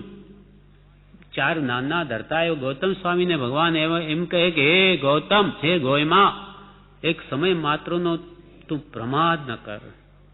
એક સમય ખોવાથી એક ભાવ હારી જવા જેવું છે. હવે ગૌતમ સ્વામી જેવાને ભગવાન મહાવીર કહે તો આપણે શું કહે? આપણે સદૈવ પ્રમાદમાં જ છીએ, તો આપણે કેટલી જાગૃતિ રાખવી જોઈએ? એટલે અહીંયા કે છે સમય માત્ર પ્રમાદ ન કર એવું ગણધર જેવાને કહ્યું, તો પછી બીજા જીવોને તો કહેવું શું? સંસારનું સ્વરૂપ કેવું ભયંકર છે. નાનીને પણ વ્યામોહ કરાવે તેવું સંસારનું સ્વરૂપ છે. નાનીને પણ તેમાં મોહ કરાવી દે એવા સંસારના નિમિત્તો છે. કેમ તો કે અનાદિથી એનો અભ્યાસ છે. સંસારનો અનાદિ, શરૂઆત કોળ કાલે નથી, એનો અભ્યાસ અનાદિકાલથી ચાલ્યો આવે છે. સંસારનું સ્વરૂપ કેવું ભયંકર છે. જ્ઞાનીને પણ વ્યામોહ એટલે આત્મભ્રાંતિ કરાવી દે એવું સંસારનું સ્વરૂપ છે. તેમાં આપણે આંખો મીચીને દોડ્યા કરીએ છીએ. જેણે આત્મા જાણ્યો છે તે તેની સંભાળ રાખે છે. નાનીને પણ સંભાળ રાખીને વર્તવાનું છે, નહીં તો મિથ્યાત્વમાં તણાઈ જાય. માટે સંસારમાં કષાય અને ઇન્દ્રિયો રૂપી ચોર રહ્યા છે, તેનાથી ભય પામવો.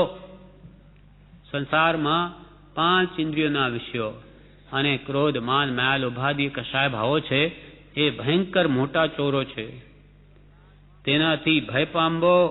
સંસારમાં કષાયની ઇન્દ્રિયો રૂપી ચોર રહ્યા છે, તેનાથી ભય પામવો. આત્માને વિસારે અને કલ્યાણી છે, તો એ બેને મેળ ખાય નહીં. આત્માને ભૂલી જાય અને મારે આત્માનું કલ્યાણ કરવું છે, તો એ કોઈ દિવસ નહીં થાય. એ બેને મેળ ખાય નહીં. તેના નાની જુદા અને સાધારણ જીવો જુદા છે. નાની પણ બહુ સંભાળ રાખીને વર્તે છે, તો પછી સાધારણ જીવોનું તો કહેવું શું? લોકો જેને છે તેને જે ઈચ્છે તે મુમુક્ષુનું કલ્યાણ કેમ થાય?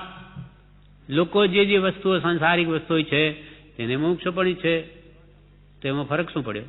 તો મુમુક્ષુ કહેવાતા મુમુક્ષુનું કલ્યાણ કેમ થાય? લોકો જેને છે તેને તે પણ મુમુક્ષુ પણ છે, તે મુમુક્ષુનું કલ્યાણ કેમ થાય? સત્પુરુષે તો એ છોડવાનું કહ્યું છે, પણ જીવ તો તેમાં જ રમણતા કરે છે. વૃત્તિઓની છેતરામણી છે. બધા ધર્મનો આધાર ભાવ ઉપર છે. ભાવ વગર ધર્મ થાય નહીં. લૌકિક ભાવ નિવર્તે તો પરમાર્થ ભાવ આવે. લોકોને સારું દેખાડવાનો ભાવ, જેને લઈને તૃષ્ણા સદા નવજવાન રહે છે, એ લૌકિક દ્રષ્ટિ ને જ્યાં સુધી જીવ પામે નહીં ત્યાં સુધી આત્મા દ્રષ્ટિ ઉદય પામે નહીં. લૌકિક ભાવથી નિવર્તે તો પરમાર્થ ભાવ આવે. પૂર્વ અને પશ્ચિમ બે રસ્તા છે. પશ્ચિમમાં ચાલે તો પૂર્વમાં ન ચલાય. સંસાર પ્રત્યે પૂર્ણ દીદી હશે તો મોક્ષ આવશે. બે કામ સાથે ન થાય. સંસાર ભોગવો અને મોક્ષ મેળવવા થવા કહેવું એ ત્રિકાળમાં બની શકે નહીં. પૂર્વ અને પશ્ચિમ બે રસ્તા છે, પશ્ચિમમાં ચાલે તો પૂર્વમાં ન ચલાય. સંસાર પ્રત્યે પૂંઠ દીધી હશે તો મોક્ષ આવશે, બે કામ સાથે ન થાય. જેથી આત્માનું અહિત થાય એવા અહિત હેતુ જે સંસારના પ્રસંગો તેમાં જીવ રહ્યો છે. પ્રભુશ્રીજી કહેતા કે લોક મૂકે પોક, તું તારું કર, આત્મહિત કઈ કરી લે. લોકો તો કહેતા જ રહેશે, તું તારું સંભાળ. આત્મ વિચાર થયા વિના કલ્યાણ થાય નહીં. આત્માનો વિચાર જીવ કરે નહીં, કલ્યાણ થાય નહીં. અને જ્યાં સુધી લૌકિક ભાવ હોય ત્યાં સુધી આત્મ વિચાર પણ ન આવે. મન તો સંસારના પ્રસંગોમાં, પૈસા કમાવામાં, ધન ભેગું કરવામાં, વ્યવહારમાં રોકાયેલું છે. હંમેશા એના જ વિચાર આવ્યા કરતા હોય ત્યાં આત્મવિચારને ક્યાં અવકાશ છે? પ્રભુશ્રી દ્રષ્ટાંત આપતા કે પ્રભુ પાટી કોરી કરી લાવ. બાળક હોય પાટી ઉપર લખ લીટા કરે, આખી પાટી ભરાઈ ગઈ લીટાથી. હવે પ્રભુશ્રી કહે તું પાટી કોરી કરી લાવ, એકડો પાડી આપું. તો કે પ્રભુ પાડી આપો હમણાં. તો કે ના. કેમ? તો કે આ મારો એકડો પણ લીટામાં જ ખપે. આ લીટાઓમાં એકડો પાડું એ લીટા જ ગણાય, એકડો દેખાય નહીં. તેમ આ દ્રષ્ટાંત આપીને એમ કે છે કે આપણું મન એક છે. એ આખો દિવસ સંસારના જાળમાં, વિકલ્પોમાં, વિચારોમાં તલ્લીન હોય. તેમાં જ્ઞાનીઓ એક વચન કે આત્માનું કંઈ પણ એને કંઈ અસર ન કરે, એ પણ એમ જ જાય, ખપી જાય. આટલા બધા વિકલ્પોમાં આત્માનો વિચાર ક્યાંય ટકે નહીં. જો આત્મવિચારણા કરવી હોય તો બીજા વિચાર પાટી કોરી કરી લાવે એમ કહ્યું તો બધા વિચારો મૂકી દેવા પડે. તો આત્મભાવ કે સહજાત્મ સ્વરૂપ પરમ ગુરુનો ભાવ ટકી શકે, નહીં તો એ એમ જ જાય, ખપે.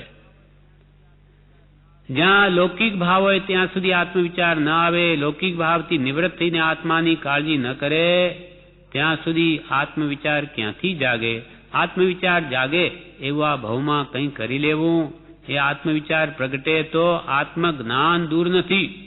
વિચાર વિના જ્ઞાન થાય નહીં. અને અસત્સંગ અને અસત પ્રસંગથી જીવનું વિચાર બળ પ્રવર્તતું નથી. પ્રભુશ્રીજી કહેતા, બ્રહ્મચારી કહે છે કે પ્રભુશ્રીજી એમ કહેતા, પ્રભુશ્રીજી કહેતા કે થપ્પડ મારવાની છે, નાક વાઢી નાખવાનું છે. પ્રભુશ્રીજી કહેતા કે થપ્પડ મારવાની છે, નાક વાઢી નાખવાનું છે. શું કહે? સંસારમાં જીવ દ્રઢ થઈને બેઠો છે, ચોંટી ગયો છે, એટલે એને ત્યાંથી ઉખેડવાનો છે. એટલે આમ પ્રભુશ્રી થપ્પડ મારવાનો છે, એટલે એવું ઝાટકો મારવાનો છે કે હવે જાગ. કોઈ રીતે એવો ઉપદેશ આપતા આત્માને જગાડવા માટે કે નાક વાઢી નાખવાનું છે. શું કહે? સંસારમાં દ્રઢ થઈને જીવ બેઠો છે, ત્યાંથી ઉઠતો જ નથી. વિચારણા જગાડવા માટે સત્સંગ છે. ત્યાં સત્સંગમાં સાંભળીને વિચાર કરે નહીં તો સત્સંગ નિષ્ફળ જાય. વિચાર કરવાના નિમિત્તો છે, ત્યાં પણ સાંભળીને એને કંઈ વિચાર જ ના આવે સારા, તો એ સત્સંગ પણ નિષ્ફળ થાય. મારા દાડા શામાં જાય છે એ જીવ વિચારતો નથી. સત્પુરુષ પાસે પરાણે કમાણી થઈ હોય પણ સંભાળ ન રાખે તો આવરણ આવી જાય. માટે કંઈક સત્સંગ થયો હોય, બોધ સાંભળ્યો હોય તો તેથી ચેતવાયોગી છે. આત્મામાં આત્મબુદ્ધિ કરવાની છે, તેને બદલે બીજા દેહમાં આત્મબુદ્ધિ થઈ ગઈ. આ દેહ તે જ હું. આત્મામાં આત્મબુદ્ધિ કરવાની છે, પણ આ જીવને તો આ દેહમાં જ આત્મબુદ્ધિ છે. દેહ તે જ હું પુરુષ, મારી સ્ત્રી, મારા પુત્ર, એ મારાપણું ટાળવાનું છે. એ ન છૂટે ત્યાં સુધી સત્સંગ પણ કેમ ફળવાન થાય? હું પુરુષ, આ સ્ત્રી મારી, આ પુત્ર મારો, એ બધું કે છે ટાળવાનું છે, અને એ ન છૂટે ત્યાં સુધી સત્સંગ પણ કેમ ફળવાન થાય? પર્યાય દ્રષ્ટિમાં જીવ પડ્યો છે, પર્યાયમાં જ રમણતા છે. દેખત ભૂલીમાં જીવ છે, દેખે ને ભૂલે છે. જે દેખે તેમાં તન્મય થઈ જાય. મારું મારું કરે. ઇન્દ્રિયો બધી પૂતગલરૂપ છે. અનંતકાલથી જીવે પૂતગલો આગા પાછા કર્યા છે, પણ આ મનુષ્યબળ જળ પરપોટા જેવો છે. સાબુ લગાડતો એ કપડાને પોપટો થાય મોટો, ફટ કરીને ક્યારે ફૂટી જાય ખબર ન પડે. જળ પરપોટા જેવી કાયા. આ મનુષ્ય ભાવ જળ પરપોટા જેવો છે. પર્યાય દ્રષ્ટિ છોડી દ્રવ્ય દ્રષ્ટિ કરવાની છે. આ જો શીખી લે તો એનું કામ થઈ જાય. બહુ મુશ્કેલ છે. અનાદિની એની પર્યાય દ્રષ્ટિ છે. આ સ્ત્રી છે, આ પુરુષ છે, આ વાણિયો છે, આ બ્રાહ્મણ છે, આ ધનવાન છે, ગરીબ છે, નાનો છે, મોટો છે, આ બધા ભાવો પુરુષ કે જો કાઢી નાખે અને દ્રવ્ય દ્રષ્ટિ થાય તો બધા આત્મા છે, શુદ્ધ આત્મા, બધા પરમાત્મા જેવા છે. આ બધા કર્મ છે, આ સ્વરૂપ કર્મનું છે. દેહ વગેરે પ્રકૃતિઓ કર્મનું સ્વરૂપ. આત્મા તો દેવ જેવો, આત્મા જેવો કોઈ દેવ નથી. અને આ બધું કર્મનું સ્વરૂપ એ ભાવ જો જાગ્રત રહે તો રાગદ્વેષ નહીં થાય. આ પ્રકૃતિ કોઈ ક્રોધ એ તો કે એને કર્મને લઈને બોલે, આત્મામાં ક્રોધ નથી. એમ દ્રવ્ય દ્રષ્ટિ જો થઈ જાય તો એનું કામ થઈ જાય. પર્યાય દ્રષ્ટિ છોડી દ્રવ્ય દ્રષ્ટિ કરવાની છે. આ પરમાણુના ઢગલા છે, આ શરીર કે ધન વગેરે પૂતગલ પરમાણુના ઢગલા છે, એ મારે નથી જોઈતા. એક પરમાણુ માત્ર ની મળે ન સ્પર્શતા એવું કરવાનું છે. વેપાર આદિનું કામ કરવું પડે તો કરવું, પણ ભાવના તો સત્સંગ ક્યારે થાય એ રાખવી. સંસારના બધા ભોગો ભગવાનને હતા છતાં છોડીને જંગલમાં ચાલી નીકળ્યા. ભગવાન મહાવીરે કોઈ શિષ્યો કર્યા નહીં, ઊંઘ્યા નહીં, ખાધું પીધું નહીં.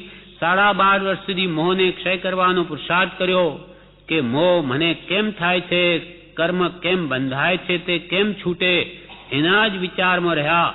ત્યારે ભગવાન મહાવીર કેવળ જ્ઞાન પામ્યા. એવા તીર્થંકર જેવા એટલો પુરુષાર્થ કર્યો તો આપણે તો કેટલા પુરુષાર્થ કરવાની જરૂર છે. પણ આ તો જીવ જાણે મોક્ષમાં જ બેઠો હોય એમ છે. આ પ્રમાણે આ પત્ર પૂરો થયો. હવે એક લીટીનો પત્ર આગળનો છે બીજો, 529, મુંબઈ આસોવદ 30 બુધ 1950. એમાં કહ્યું, ઓમ ભગવત ભગવતનું સંભાળશે પણ જ્યારે જીવ પોતા પણ મૂકશે ત્યારે એવું જે ભદ્રજનોનું વચન તે પણ વિચારતા હિતકારી છે. આપ કઈ જ્ઞાન કથા લખશો. આટલો જ પત્ર છે. એમાં કહ્યું સૌભાગભાઈને કે ભગવત તો ભગવતનું સંભાળ છે, ભગવાન ભગવાનનું સંભાળશે પણ ક્યારે? ત્યારે તો કે જીવ પોતા પણ મૂકશે ત્યારે. આપણે આપણું ડહાપણ મૂકી દઈએ, સ્વચ્છંદ મૂકી દઈ, જ્ઞાનીઓની આજ્ઞાએ પ્રવર્તીએ, આપણો અહંભાવ મમત્વભાવ છોડીએ તો જરૂર ભગવાન ભગવાનનું સંભાળશે. પણ પોતે પકડી રાખે હું કરી શકું તો ભગવાન શું કરે? કર, તું કર. ભગવત ભગવતનું સંભાળશે પણ જ્યારે જીવ પોતા પણ મૂકશે ત્યારે એવું જે ભદ્રજનોનું વચન તે પણ વિચારતા હિતકારી છે. એટલે આ ભદ્રિક જીવોએ આ કહ્યું કે ભાઈ ભગવાન તો ભગવાનનું કરે પણ તું તારું ડાપણ તો મૂકી દે. જેમ દ્રૌપદીના ચીરહરણ થયા સભા મધ્યે, તે વખતે પકડી રાખતી હતી સાડી કે નહીં માં નહીં છોડવા દઉં, પણ અંતે થાકી કે હવે મારું બળ નહીં ચાલે એટલે કે છે વૈષ્ણવ કથા છે કે હે શ્રી કૃષ્ણમ શરણમ મામા, હે ભગવાન હવે હું તો થાકી, હવે તો એક ભગવાન તારું શરણ છે, મારી લાજ રાખ. ત્યારે ચીર પુરાવા લાગ્યા. વૈષ્ણવમાં કથન છે, કોઈએ કહ્યું કૃષ્ણ આ મહાત્માને કે આપ કંઈક રક્ષા કરો તો કે નહીં, હજુ એને અહંકાર છે કે હું કરી શકું છું, એ પોતા પણ છોડતી નથી, હું કેવી રીતે એને કરું? થાકી, હે ભગવાન હવે હું થાકી, હવે તારે શરણે જેમ આ યોગ્ય લાગે મારી લાજ રાખ, કે ચીર પુરાવા લાગ્યા. એમ ભગવત ભગવતનું સંભાળશે પણ જ્યારે જીવ પોતા પણ મૂકશે ત્યારે એવું જે ભદ્રજનોનું વચન તે પણ વિચારતા હિતકારી છે. આપ કઈ જ્ઞાન કથા લખશો. આનું પણ સંક્ષેપમાં વિવેચન છે. વિવેચન પૂજ્યશ્રી કહે, હે ભગવાન મને તારજો પણ મારે સંસાર તો જોઈએ છે. હવે કેવી રીતે બને? ભગવાન એમ કહે કે હે ભગવાન મારે તારજો સંસારથી, પણ સંસાર તો મારે જોઈએ છે. એટલે કે મને સંસારે મારે છોડ્યો અને સાથે મને મોક્ષ આપી દો. હે ભગવાન મને તારજો પણ મારે આ સંસાર જોઈએ છે એમ ઈચ્છે તેનું અંતર ચોખ્ખું નથી, તેનું હૃદય ચોખ્ખું નથી. સંસાર એને મૂકવો નથી. જીવ પોતા પણ મૂકશે ત્યારે ભગવાન ભગવાનનું સંભાળશે એટલો નિશ્ચય થાય તો બસ. ઢીંગધણી માથે કિયારે કુણગંજે નરખેટ, એવું થાય તો જા વિદ રાખે રામ તા વિદ રહીએ. ઢીંગધણી માથે એને જેમ રાખવો હોય તેમ રાખે, જા વિદ રાખે રામ તા વિદ રહીએ, એમ રહે. અહમભાવ મમત્વ ભાવ એ બે જ સંસારના કારણ છે. હું પણ મારા પણ. અહમભાવ મમત્વ ભાવ નિવૃત્ત થવાને અર્થે જ્ઞાની પુરુષા 6 પદની દેશના પ્રકાશથી છે. હું પણ મારા પણ એ સંસાર છે. હું દેહાદિ સ્વરૂપ છું અને દેહ સ્ત્રી પુત્ર આદિમાં આખું વિશ્વ આવી ગયું. જ્યાં જ્યાં મારા પણ કર્યું તે એ બધો સંસાર છે. અહમભાવ મમત્વ ભાવ એ બે સંસારના કારણ છે. એ હોય ત્યાં સુધી સમ્યક્ત્વ ન થાય. જીવનું ચિત્ત સંસારમાં રહે છે, જ્ઞાનમાં રહેતું નથી. ખાસ જ્ઞાન તો એ કે હું દેહાદિથી ભિન્ન આત્મા છું.